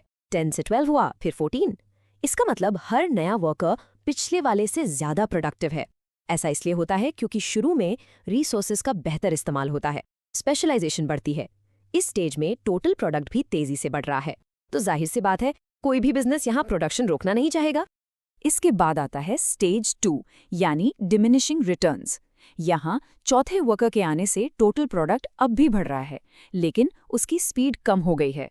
और देखिए, मार्जिनल प्रोडक्ट गिरना शुरू हो गया है। एमपी गिर जरूर रहा है, लेकिन अभी भी पॉजिटिव है। जब 7th वर्कर आता है तो एमपी 0 हो जाता है और उसी पॉइंट पर टोटल प्रोडक्ट अपने मैक्सिमम पर होता है, यानी 60 यूनिट्स। यही वो स्वीट स्पॉट है, यही रैशनल स्टेज है जहां हर प्रोड्यूसर ऑपरेट करना चाहता है। और आखिर में आता है स्टेज 3, नेगेटिव रिटर्न्स। जैसे ही 8वां वर्कर काम पर आया, देखिए क्या हुआ। टोटल प्रोडक्ट 60 से गिरकर 56 हो गया। ऐसा इसलिए हुआ क्योंकि अब मार्जिनल प्रोडक्ट नेगेटिव हो गया है, -4। जैसा हमने फार्म के एग्जाम्पल में देखा था, अब इतनी ओवरक्राउडिंग हो गई है कि नया वर्कर प्रोडक्शन बढ़ाने के बजाय उसे घटा रहा है। इस स्टेज में प्रोडक्शन करना बिल्कुल ही इरैशनल है। तो हमने ये सारी थ्योरी, स्टेजेस और नंबर्स तो समझ लिए, लेकिन सवाल ये है कि रियल वर्ल्ड में इस लॉ की क्या अहमियत है। चलिए इसकी प्रैक्टिकल इंपॉर्टेंस पर बात करते हैं। ये लॉ बहुत इंपॉर्टेंट है। सबसे पहले ये बिजनेसेस को ऑप्टिमल रिसोर्स यूज का स्वीट स्पॉट ढूंढने में हेल्प करता है कि कितने वर्कर्स हायर करें। दूसरा, ये मैनेजर्स को प्रोडक्शन से जुड़े डिसीजंस लेने में गाइड करता है ताकि आउटपुट मैक्सिमाइज हो और कॉस्ट कम से कम हो। इकोनॉमिक्स में तो ये एक फाउंडेशनल लॉ है जो कॉस्ट और सप्लाई जैसे बड़े थ्योरीज को एक्सप्लेन करता है। और हिस्टोरिकली माल्थस ने इसी लॉ को यूज करके पॉपुलेशन थ्योरी समझाई थी कि कैसे बढ़ती हुई पॉपुलेशन और फिक्स जमीन से फूड शॉर्टेजेस हो सकती हैं। तो इस पूरी डिस्कशन का फाइनल टेक अवे बस इतना सा है कि किसी भी बिजनेस के लिए आंखें बंद करके सिर्फ रिसोर्सेज बढ़ाते जाना, जैसे कि और वर्कर्स हायर करना, कभी भी सही सोल्यूशन नहीं होता। असली सक्सेस फिक्स्ड इनपुट्स और वेरिएबल इनपुट्स के बीच में वो परफेक्ट, सबसे एफिशिएंट बैलेंस ढूंढने में है, जिससे प्रोडक्टिविटी को मैक्सिमाइज किया जा सके। Now let's discuss about economics का एक बहुत ही important concept, the law of variable proportions. तो ये लॉ हमें क्या बताता है? बेसिकली ये कहता है कि जब हम फिक्स्ड फैक्टर्स, सोचो जैसे लैंड या मशीनरी, के साथ वेरिएबल फैक्टर्स जैसे कि वर्कर्स को ऐड करते जाते हैं, तो आखिर प्रोडक्शन पर क्या असर पड़ता है। एक बात ध्यान रखना, ये एक शॉर्ट रन कॉन्सेप्ट है, मतलब कम से कम एक फैक्टर ऑफ प्रोडक्शन तो फिक्स्ड रहेगा ही रहेगा। अब इस कॉन्सेप्ट को बिल्कुल आसानी से समझने के लिए चलो एक सिंपल से फार्म का एग्जाम्पल लेते हैं। मान लो हमारे पास एक फिक्स्ड फैक्टर है, वो है हमारा एक ट्रैक्टर, और वेरिएबल फैक्टर है वर्कर्स। इनको यूज करके हमें बस ये देखना है कि व्हीट का जो टोटल प्रोडक्ट है, यानी जो टोटल आउटपुट है, वो कैसे चेंज होता है। ओके, तो इस लॉ को आसानी से समझने के लिए ना, इसे 3 स्टेजेस में डिवाइड किया गया है। तो चलो शुरू करते हैं स्टेज 1 से, इंक्रीजिंग रिटर्न्स। पता है, इसे हम द हनीमून पीरियड भी कह सकते हैं। क्यों? क्योंकि शुरुआत में सब कुछ एकदम परफेक्ट लगता है और प्रोडक्शन रॉकेट की स्पीड से बढ़ता है। तो इस स्टेज में होता क्या है? सबसे पहले जो टोटल प्रोडक्ट या टीपी है, वो एक इंक्रीजिंग रेट से बढ़ता है। ऐसा इसलिए होता है क्योंकि हर नया वर्कर जो आ रहा है, वो पिछले वाले से ज्यादा आउटपुट ऐड कर रहा है, और इसी एक्स्ट्रा आउटपुट को हम कहते हैं मार्जिनल प्रोडक्ट, यानी एमपी। इस स्टेज में एमपी बढ़ता है और अपने बिल्कुल पीक पर पहुंच जाता है। नेचुरली इसकी वजह से एवरेज प्रोडक्ट या एपी भी बढ़ता है। और एक चीज हमेशा याद रखना, इस पूरे स्टेज में एमपी हमेशा एपी से ज्यादा रहता है। और ये स्टेज खत्म कहाँ होता है? ठीक उस पॉइंट पर जहां एवरेज प्रोडक्ट अपने मैक्सिमम पर पहुंच जाता है। चलो अब इसको ग्राफ पर देखते हैं। आप देखो, जो टोटल प्रोडक्ट कर्व है उसकी स्टीपनेस कितनी तेजी से बढ़ रही है। ये साफ साफ दिखा रहा है कि आउटपुट कितनी फास्ट ग्रो कर रहा है। साथ ही देखो, मार्जिनल प्रोडक्ट कर्व भी ऊपर जाकर अपने मैक्सिमम पॉइंट तक पहुंच रहा है। इन कर्व्स के बीच का ये विजुअल रिलेशनशिप एग्जाम के लिए बहुत बहुत इंपॉर्टेंट है। प्रैक्टिकल टर्म्स में इसका मतलब क्या हुआ? सिंपल है, जब शुरू के कुछ वर्कर्स फार्म पर आते हैं तो काम आपस में आसानी से बढ़ जाता है। इसी को तो हम कहते हैं डिवीजन ऑफ लेबर। इससे होता यह है कि स्पेशलाइजेशन बढ़ता है और जो हमारा फिक्स्ड फैक्टर है, यानी हमारा बेचारा अकेला ट्रैक्टर, वो बहुत ही एफिशिएंटली यूज होता है। बस इसी सिनर्जी की वजह से प्रोडक्शन में एकदम से बूम आ जाता है। ओके, तो स्टेज 1 का हनीमून पीरियड तो खूब खत्म हुआ। अब आते हैं सबसे इम्पॉर्टेंट स्टेज पर, स्टेज 2 यानी डिमिनिशिंग रिटर्न्स। इसको हम द रियलिटी चेक भी बोल सकते हैं। पता है क्यों? क्योंकि यहाँ आकर हमें रिसोर्सेज की लिमिटेशंस का एहसास होना शुरू हो जाता है। अब यहाँ देखो, टोटल प्रोडक्ट अभी भी बढ़ रहा है, लेकिन उसके बढ़ने की स्पीड अब कम हो गई है। मतलब अब ये डिमिनिशिंग रेट पर बढ़ रहा है। हर नया वर्कर अभी भी प्रोडक्शन तो ऐड कर रहा है, पर पिछले वर्कर से थोड़ा कम। इसलिए अब मार्जिनल प्रोडक्ट और एवरेज प्रोडक्ट दोनों नीचे गिरने लगते हैं। इस स्टेज में एमपी हमेशा एपी से कम रहता है, लेकिन एक बात इंपॉर्टेंट है, एमपी अभी भी पॉजिटिव है। और ये स्टेज एंड कब होता है? जब टोटल प्रोडक्ट अपने एब्सोल्यूट मैक्सिमम पर पहुंच जाता है।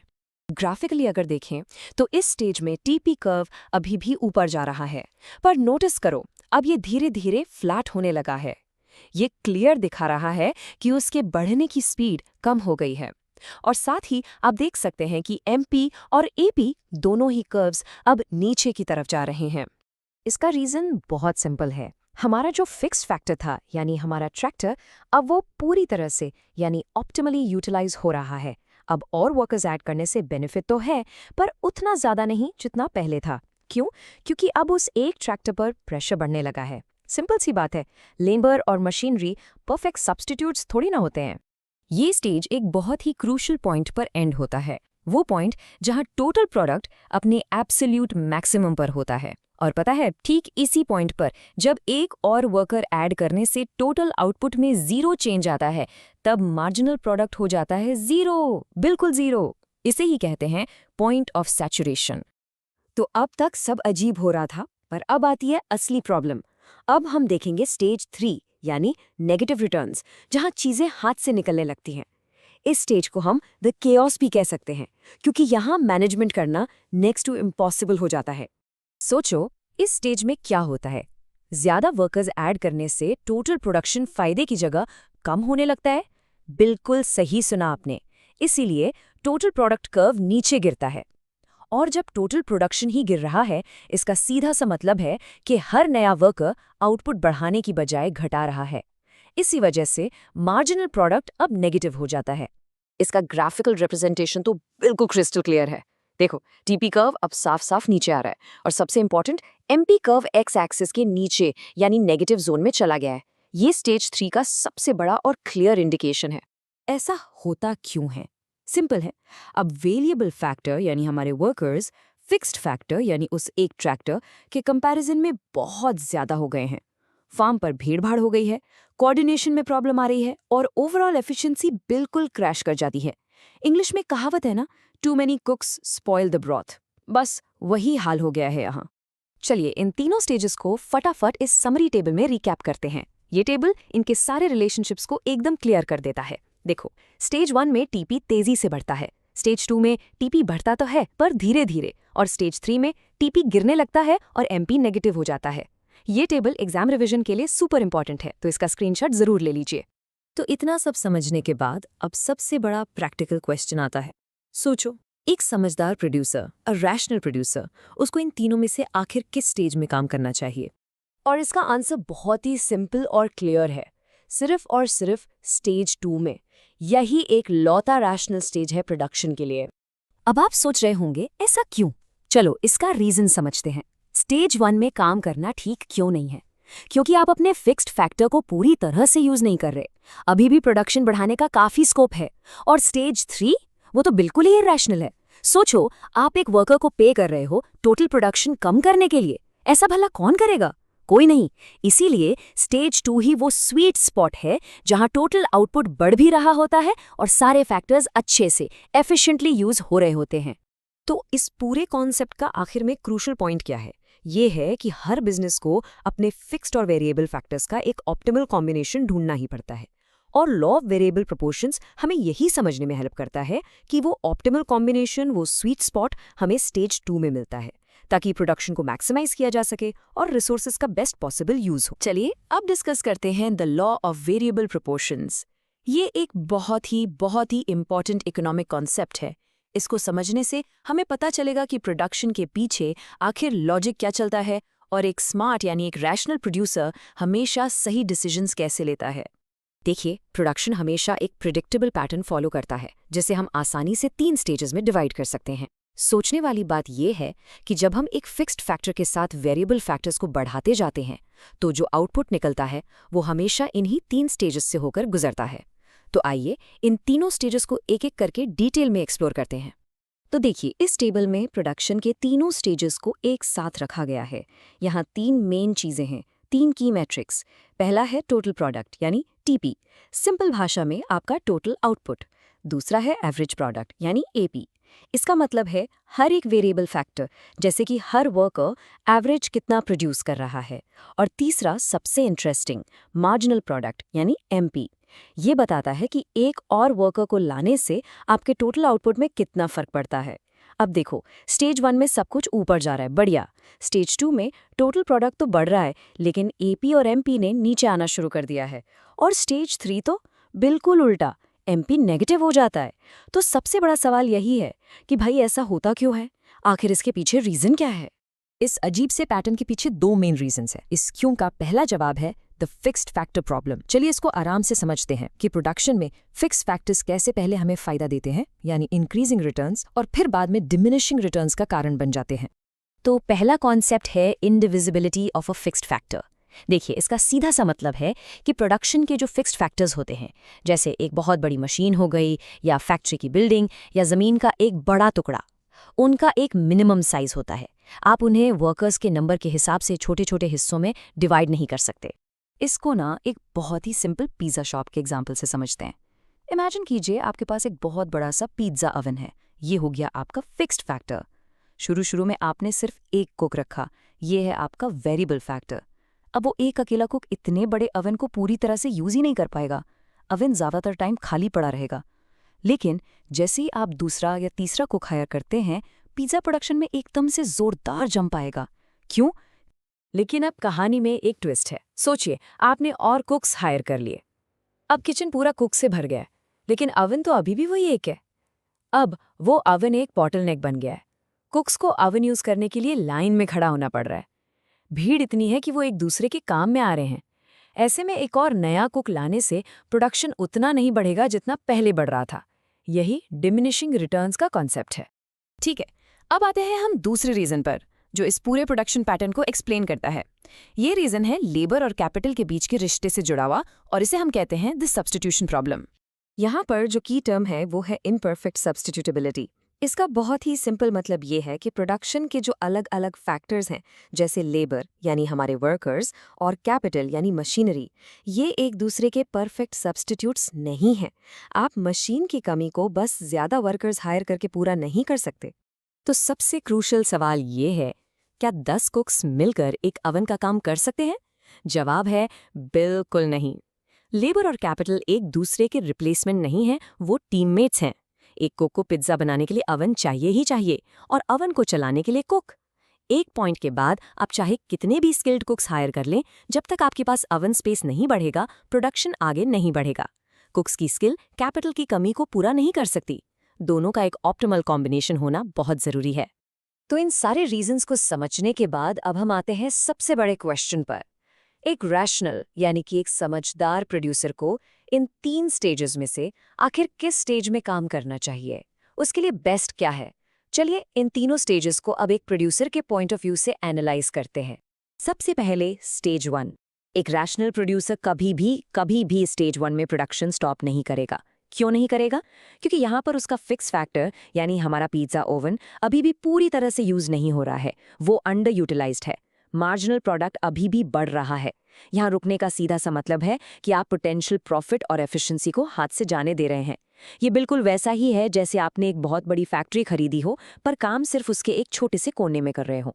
अच्छा, अब बात करते हैं स्टेज 3 की। ये स्टेज तो इकोनॉमिक नॉनसेंस है, मतलब इसका तो कोई सेंस ही नहीं बनता। यहाँ क्या होता है, मार्जिनल प्रोडक्ट नेगेटिव हो जाता है। इसका मतलब समझ रहे हैं आप? आपने एक नया वर्कर हायर किया, उसको सैलरी दी और उसके आने से आपका टोटल आउटपुट बढ़ने की जगह कम हो गया। सोचिए, आप पैसा देकर अपना ही नुकसान करवा रहे हैं। क्या कोई भी रैशनल प्रोड्यूसर, कोई भी समझदार इंसान कभी भी ऐसा करेगा? बिल्कुल नहीं। इसलिए ये स्टेज बिल्कुल आउट ऑफ क्वेश्चन है। तो अब बचा क्या? स्टेज 2। बस यही वो स्टेज है जहां एक रैशनल प्रोड्यूसर हमेशा ऑपरेट करता है। क्यों? क्योंकि इस स्टेज में टोटल प्रोडक्ट अब भी बढ़ रहा होता है और अपने मैक्सिमम के पास होता है। और सबसे इंपॉर्टेंट बात, मार्जिनल और एवरेज प्रोडक्ट पॉजिटिव होते हैं, भले वो धीरे धीरे गिर रहे हों। इसका मतलब साफ है, हर नया वर्कर टोटल प्रोडक्शन में कुछ ना कुछ पॉजिटिव ऐड कर रहा है। इस स्टेज में आपके फिक्स्ड और वेरिएबल दोनों फैक्टर्स का सबसे एफिशिएंट इस्तेमाल हो रहा होता है। प्रोडक्शन के लिए यही एक लौती वायबल और लॉजिकल स्टेज है। तो इस पूरे डिस्कशन का, इस पूरे एनालिसिस का सबसे इंपॉर्टेंट कंक्लूजन क्या है? वो कौन सी एक की टेकअवे है जो हर प्रोड्यूसर को हमेशा याद रखनी चाहिए? The final and most important takeaway ये है, a rational producer always operates in stage 2। इसी को द जोन ऑफ प्रोडक्शन कहते हैं। ये जो ग्राफ में आपको हाइलाइटेड एरिया दिख रहा है, यही वो स्वीट स्पॉट है। यही वो जगह है जहां रिसोर्सेज का बेस्ट पॉसिबल यूज होता है और टोटल आउटपुट प्रॉफिटेबली मैक्सिमाइज होता है। बस यही एफिशिएंट प्रोडक्शन का इलाका है। तो चलिए अब हम डिस्कस करते हैं एक बहुत ही important concept, returns to scale. अब देखिए, रिटर्न्स टू स्केल को ठीक से समझने के लिए हमें सबसे पहले द लॉन्ग रन का कॉन्सेप्ट क्लियर होना चाहिए। इकोनॉमिक्स में लॉन्ग रन बेसिकली वो टाइम पीरियड है जहां कोई भी फैक्टर ऑफ प्रोडक्शन, मतलब कुछ भी, फिक्स्ड नहीं होता। इसका मतलब ये है कि एक कंपनी के पास पूरी आज़ादी है कि वो अपने सारे इनपुट्स, लेबर, कैपिटल, मशीनरी, जमीन, सब कुछ बदल सकती है। वो अपने प्रोडक्शन का पूरा स्केल ही ऊपर नीचे कर सकती है। तो फिर रिटर्न्स टू स्केल आखिर है क्या? ये कॉन्सेप्ट बेसिकली एक सिंपल से सवाल का जवाब देता है। सवाल ये है, अगर हम अपने सारे इनपुट्स को एक सर्टेन प्रोपोर्शन में बढ़ाएं, फॉर एग्जांपल सब कुछ डबल कर दें, तो हमारे फाइनल आउटपुट पर इसका क्या असर पड़ेगा? ये एक प्योर लॉन्ग रन फिनोमिनन है जो हमें बताता है कि जब एक कंपनी अपना स्केल एक्सपैंड करती है तो आउटपुट कैसे रिएक्ट करता है। ओके, अब एक बहुत ही इंपॉर्टेंट पॉइंट पर फोकस करते हैं जहां पर स्टूडेंट्स सबसे ज्यादा कंफ्यूज होते हैं। ये स्लाइड उस कंफ्यूजन को हमेशा के लिए दूर कर देगी। एकदम क्लियर कर लीजिए, रिटर्न्स टू स्केल एक लॉन्ग रन कॉन्सेप्ट है जहां सारे के सारे इनपुट्स वेरिएबल हैं। हम पूरे बिजनेस ऑपरेशन का स्केल बदल रहे हैं। जबकि लॉ ऑफ डिमिनिशिंग रिटर्न्स जो हमने पहले पढ़ा था, वो एक शॉर्ट रन कॉन्सेप्ट है। वहां कम से कम एक इनपुट फिक्स्ड रहता है। वहां हमारा फोकस एक फिक्स्ड इनपुट पर वेरिएबल इनपुट्स को बढ़ाने पर होता है। दोनों बिल्कुल अलग अलग कॉन्सेप्ट्स हैं, इन्हें मिक्स मत करना। तो जब भी कोई बिजनेस ग्रो करता है, जब भी कोई फर्म अपने स्केल को एक्सपैंड करती है, तो उसके सामने सिर्फ 3 ही पॉसिबल आउटकम्स हो सकते हैं। सिर्फ 3। पहला है इंक्रीजिंग रिटर्न्स टू स्केल, दूसरा है कांस्टेंट रिटर्न्स टू स्केल और तीसरा डिक्रीजिंग रिटर्न्स टू स्केल। चलिए अब एक एक करके इन तीनों को डिटेल में अच्छे से समझते हैं। Let's start with our first case, increasing returns to scale. इसे हम शॉर्ट में IRS भी कहते हैं। ये आप समझ लीजिए किसी भी ग्रोइंग कंपनी के लिए एक गोल्डन फेज होता है, एक ड्रीम सिनेरियो, क्योंकि यहाँ आपको आपके इनपुट से कहीं ज्यादा आउटपुट मिलता है। इसकी डेफिनेशन बहुत ही सिंपल है। जब आप अपने सारे इनपुट्स में 100% का इंक्रीज करते हैं, लेकिन उसके बदले में आपका जो आउटपुट है वो 100% से ज्यादा बढ़ जाता है, मान लीजिए 120, 130 या 150%, तो उसे हम कहते हैं इंक्रीजिंग रिटर्न्स टू स्केल। और हाँ, इसके साथ एक टेक्निकल आइडेंटिफायर भी है। एग्जाम के लिए ये कॉब डगलस कंडीशन A+B > 1 याद रखना बहुत बहुत इंपॉर्टेंट है। लेकिन ऐसा होता क्यों है? इसके पीछे कुछ सॉलिड रीजंस हैं। पहला है स्पेशलाइजेशन। जब प्रोडक्शन का स्केल बड़ा होता है तो आप अपने वर्कर्स और मशीन्स को एक एक स्पेसिफिक टास्क दे सकते हैं। इससे उनकी एफिशिएंसी, उनकी स्पीड आसमान छूने लगती है। दूसरा है जियोमेट्रिक फैक्टर्स। एक सिंपल सा एग्जाम्पल सोचिए, अगर आप एक वेयरहाउस की लेंथ और विड्थ को डबल करते हैं तो उसका जो स्टोरेज वॉल्यूम है वो 8 गुना बढ़ जाता है। और तीसरा है नेटवर्क इफेक्ट्स, जो आजकल टेक कंपनीज में बहुत कॉमन है, जैसे ज़ोमैटो। जितने ज़्यादा यूजर्स और रेस्टोरेंट्स इस प्लेटफॉर्म पर आते हैं, वो प्लेटफॉर्म सबके लिए उतना ही ज़्यादा वैल्यूएबल बन जाता है। चलिए अब आगे बढ़ते हैं हमारे सेकंड केस पर, कांस्टेंट रिटर्न्स टू स्केल यानी CRS। ये एक कंपनी की ग्रोथ का स्टेडी एंड प्रिडिक्टेबल फेज है। मतलब यहाँ आपको उतना ही आउटपुट मिलता है जितना आपने इनपुट लगाया, बिल्कुल बराबर। इसकी डेफिनेशन तो नाम से ही क्लियर है।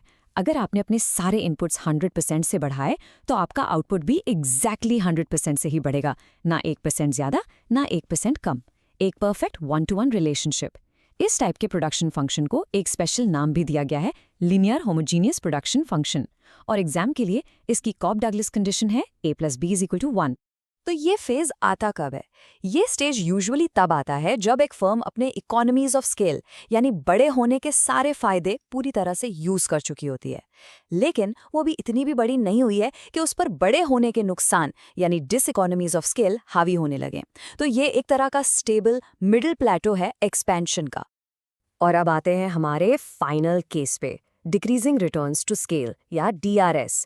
ये वो चैलेंज है जो बहुत बड़ी जायंट ऑर्गेनाइजेशंस को फेस करना पड़ता है।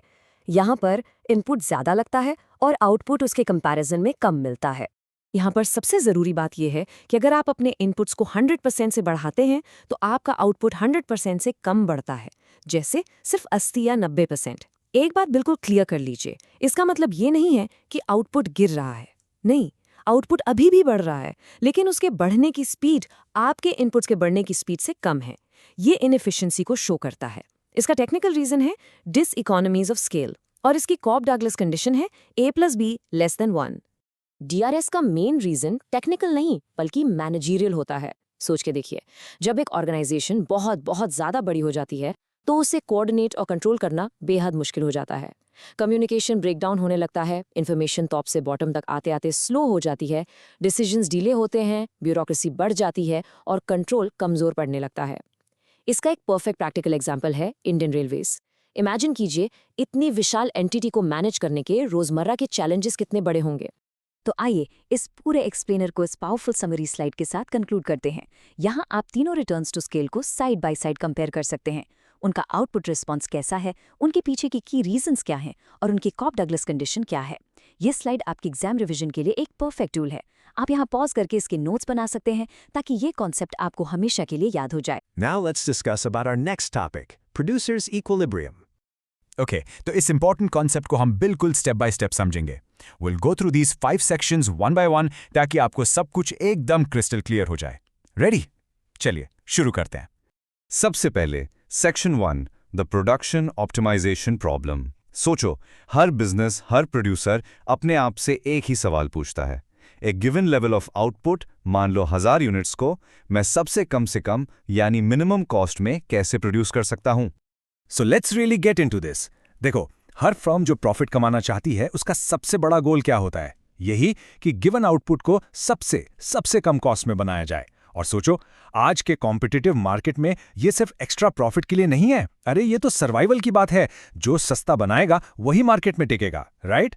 इस प्रॉब्लम को सॉल्व करने के लिए ना हमारे पास 2 सुपर पावरफुल इकोनॉमिक टूल्स हैं, आइसोकॉन्स और आइसोकॉस्ट लाइन्स। और इसको समझाने के लिए चलो एक बढ़िया सा प्रैक्टिकल एग्जाम्पल लेते हैं।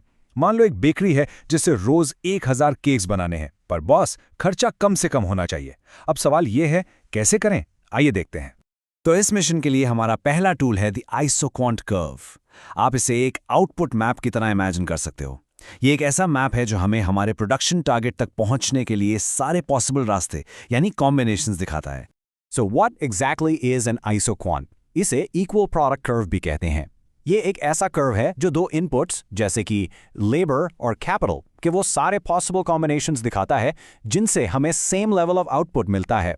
चलो अपनी बेकरी वाले एग्जाम्पल पे चलते हैं। मान लो हमें 1000 केक्स बनाने हैं, तो आइसोक्वांट हमें दिखाएगा कि हम ये 10 बेकर्स और 5 ओवन से भी बना सकते हैं, या 7 बेकर्स और 7 ओवन से भी, या फिर 5 बेकर्स और 12 ओवन से भी। पॉइंट ये है कि हर कॉम्बिनेशन से आउटपुट बिल्कुल सेम रहेगा, 1000 केक्स।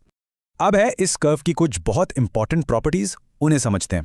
पहला, ये हमेशा लेफ्ट से राइट नीचे की तरफ स्लोप करता है। कॉमन सेंस है, अगर आउटपुट सेम रखना है तो एक इनपुट बढ़ाओगे तो दूसरा कम करना ही पड़ेगा। दूसरा, ये ओरिजिन की तरफ कॉन्वेक्स होता है। इसके पीछे का रीजन है डिमिनिशिंग MRTS। प्रैक्टिकल टर्म्स में इसका मतलब सोचो, अगर आपके पास 20 बेकर हैं और सिर्फ 2 अवन्स, तो एक और अवन के बदले में आप आराम से 4-5 बेकर्स को सब्स्टिट्यूट कर दोगे, है ना। लेकिन अगर सिचुएशन उल्टी है, आपके पास 20 अवन्स हैं और सिर्फ 2 बेकर्स, तब क्या आप एक और अवन के लिए एक भी बेकर को जाने दोगे? नो वे। यही है इसका कॉन्सेप्ट। तीसरा, 2 आइसोक्वांट्स कभी एक दूसरे को काट नहीं सकते। और चौथा, a higher isoquant always means a higher level of output. Simple. अब इसको समझने का एक शॉर्टकट बताऊं? अगर आपने कंज्यूमर थ्योरी अच्छे से पढ़ी है तो आपको इंडिफरेंस कर्व याद होगा। वेल गेस व्हाट, आइसोक्वांट बिल्कुल वही चीज है, बस प्रोड्यूसर के पॉइंट ऑफ व्यू से। जैसे इंडिफरेंस कर्व कंज्यूमर के लिए कांस्टेंट सैटिस्फैक्शन लेवल दिखाता है, वैसे ही आइसोक्वांट प्रोड्यूसर के लिए कांस्टेंट आउटपुट लेवल दिखाता है। तो अगर आपको वो कॉन्सेप्ट क्लियर है ना, तो ये बिल्कुल आसान है। चलिए अब हमारे दूसरे पावरफुल टूल की बात करते हैं, दी आइसो कॉस्ट लाइन। इसको आप प्रोड्यूसर का बजट कंस्ट्रेंट या उसकी फाइनेंशियल लिमिट भी समझ सकते हैं। बेसिकली ये प्रोड्यूसर की औकात बताती है। तो एक आइसो कॉस्ट लाइन, जिसे हम बजट लाइन भी कहते हैं, बेसिकली एक स्ट्रेट लाइन है। ये लाइन लेबर और कैपिटल के वो सारे कॉम्बिनेशंस दिखाती है जो एक फर्म अपने फिक्स्ड बजट में खरीद सकती है। अपनी बेकरी के एग्जाम्पल में, अगर बेकरी का टोटल बजट है लेट्स से 50,000 रुपए, तो ये लाइन दिखाएगी कि इस पैसे से वो कितने बेकर्स और कितने अवन्स अफोर्ड कर सकती है। इस लाइन के बाहर का कोई भी कॉम्बिनेशन उसके बजट से बाहर है। ओके, अब इस लाइन का स्लोप कैसे डिसाइड होता है? ये सिंपल है। It's determined by the ratio of prices, यानी प्राइस ऑफ लेबर को प्राइस ऑफ कैपिटल से डिवाइड कर दो। और ये एक स्ट्रेट लाइन इसीलिए होती है क्योंकि हम अज्यूम करते हैं कि मार्केट में लेबर की सैलरी और कैपिटल का रेंट दोनों फिक्स्ड रहते हैं। ये लाइन बताती है कि मार्केट किस रेट पर एक इनपुट को दूसरे से फाइनेंशियली सब्स्टिट्यूट करने की परमिशन देता है। ऑलराइट, अब हम अपने दोनों टूल्स यानी आउटपुट मैप या आइसोक्वांट और बजट लाइन या आइसो कॉस्ट को समझ चुके हैं। अब वक्त है इन दोनों को एक साथ लाने का और प्रोड्यूसर के लिए वो परफेक्ट स्वीट स्पॉट ढूंढने का, जिसे हम कहते हैं प्रोड्यूसर्स इक्विलिब्रियम। स्टेप नंबर 1, यहां स्क्रीन पर आप हमारा आइसोक्वांट मैप देख रहे हैं। इसमें 3 अलग अलग आइसोक्वांट्स हैं, IQ1, IQ2 और IQ3। ये बिल्कुल क्लियर है कि IQ3 सबसे ज्यादा आउटपुट दिखा रहा है, IQ2 उससे कम और IQ1 सबसे कम। तो नेचुरली हर प्रोड्यूसर का सपना क्या होगा? हमेशा हाईएस्ट पॉसिबल आइसोक्वांट तक पहुंचना। नाउ स्टेप नंबर 2, अब हम इस मैप के ऊपर अपनी आइसो कॉस्ट लाइन यानी बजट को रखते हैं। देखो, ये लाइन सबसे नीचे वाले आइसोक्वांट IQ1 को 2 पॉइंट्स A और B पर काट रही है। इसका मतलब साफ है, A और B दोनों कॉम्बिनेशंस हमारे बजट में हैं, हम इन्हें अफोर्ड कर सकते हैं। But is it the best option? No way, क्योंकि हम इतने ही पैसे में इससे ज्यादा भी प्रोड्यूस कर सकते हैं। We are not being efficient here. And now the most crucial part, the magic moment, वो है पॉइंट ऑफ टेंजेंसी। प्रोड्यूसर का इक्विलिब्रियम वहां होता है जहां उसकी budget line highest possible isoquant को सिर्फ जस्ट टच करती है, टेंजेंट होती है। जैसे आप यहां देख रहे हैं, ये है पॉइंट E जो IQ2 पर है। This my friends is the sweet spot. ये बेस्ट पॉसिबल आउटकम है। क्यों? क्योंकि इस पॉइंट पर प्रोड्यूसर अपने दिए गए बजट में मैक्सिमम पॉसिबल आउटपुट निकाल रहा है। IQ3 तक तो वो जा ही नहीं सकता, बजट ही नहीं है, और IQ1 पे रहना, well that's just not smart. तो ये जो टेंजेंसी पॉइंट E है ना, ये एक तीर से 2 निशाने लगाता है। इसे हम 2 तरह से देख सकते हैं। एक, ये गिवन बजट पर मिलने वाला हाईएस्ट पॉसिबल आउटपुट है, और दूसरा, अगर प्रोड्यूसर ने डिसाइड किया है कि उसे IOQ2 लेवल का ही आउटपुट प्रोड्यूस करना है, तो पॉइंट E उसे प्रोड्यूस करने का सबसे सस्ता यानी लीस्ट कॉस्ट कॉम्बिनेशन है। दोनों ही तरफ से this is a win win situation for the producer. अब तक हमने इसे विजुअली ग्राफ से समझा, लेकिन इकोनॉमिक्स में हर चीज का एक मैथमेटिकल फॉर्मूला होता है। तो इस इक्विलिब्रियम को हम एक कंडीशन, एक गोल्डन रूल में भी एक्सप्रेस कर सकते हैं, जो एग्जाम्स के लिए बहुत इंपॉर्टेंट है। So the equilibrium condition is very simple. ये कहती है कि at the point of tangency, the slope of the isoquant is exactly equal to the slope of the isocost line. Formula के terms में इसका मतलब है कि MRTS between labor and capital is equal to the price of labor divided by the price of capital. याद रखिए MRTS यानी marginal rate of technical substitution हमारे आइसोक्वांट का स्लोप है और प्राइस रेशो PL/PK हमारे आइसोकॉस्ट लाइन का slope है। तो इस टेक्निकल फॉर्मूला का आखिर मतलब क्या है? सिंपल वर्ड्स में समझो। इसका मतलब है कि जिस रेट पर प्रोड्यूसर टेक्निकली विलिंग है एक इनपुट को दूसरे से बदलने के लिए, यानी उसकी इंटरनल प्रोडक्शन कैपेबिलिटी, वो रेट बराबर होना चाहिए उस रेट के जिस पर मार्केट फाइनेंशियली अलाउ करता है उसे ये बदलाव करने के लिए, यानी आसान भाषा में कीमत। सोचो, जब आपकी विलिंगनेस मार्केट की अफोर्डेबिलिटी से मैच कर जाती है तभी फर्म ऑप्टिमाइज्ड होती है और इक्विलिब्रियम में होती है। तो चलिए फटाफट से इस पूरे टॉपिक को रिवाइज कर लेते हैं एकदम एग्जाम स्टाइल में। गोल क्या था? गिवन आउटपुट को मिनिमम कॉस्ट पे बनाना। टूल 1 क्या था? आइसोक्वांट, यानी हम क्या कर सकते हैं। टूल 2 आइसोकॉस्ट लाइन, यानी हम क्या अफोर्ड कर सकते हैं। इक्विलिब्रियम पॉइंट कहाँ है? जहां अफोर्ड वाली लाइन सकते हैं वाले कर्व को टच करती है, यानी टैंजेंट होती है। और इसका गोल्डन रूल, जो फॉर्मूला आपको याद रखना है, वो है slope of isoquant is equal to slope of isocost line, मतलब MRTS LK is equal to PL/PK। That's it, simple.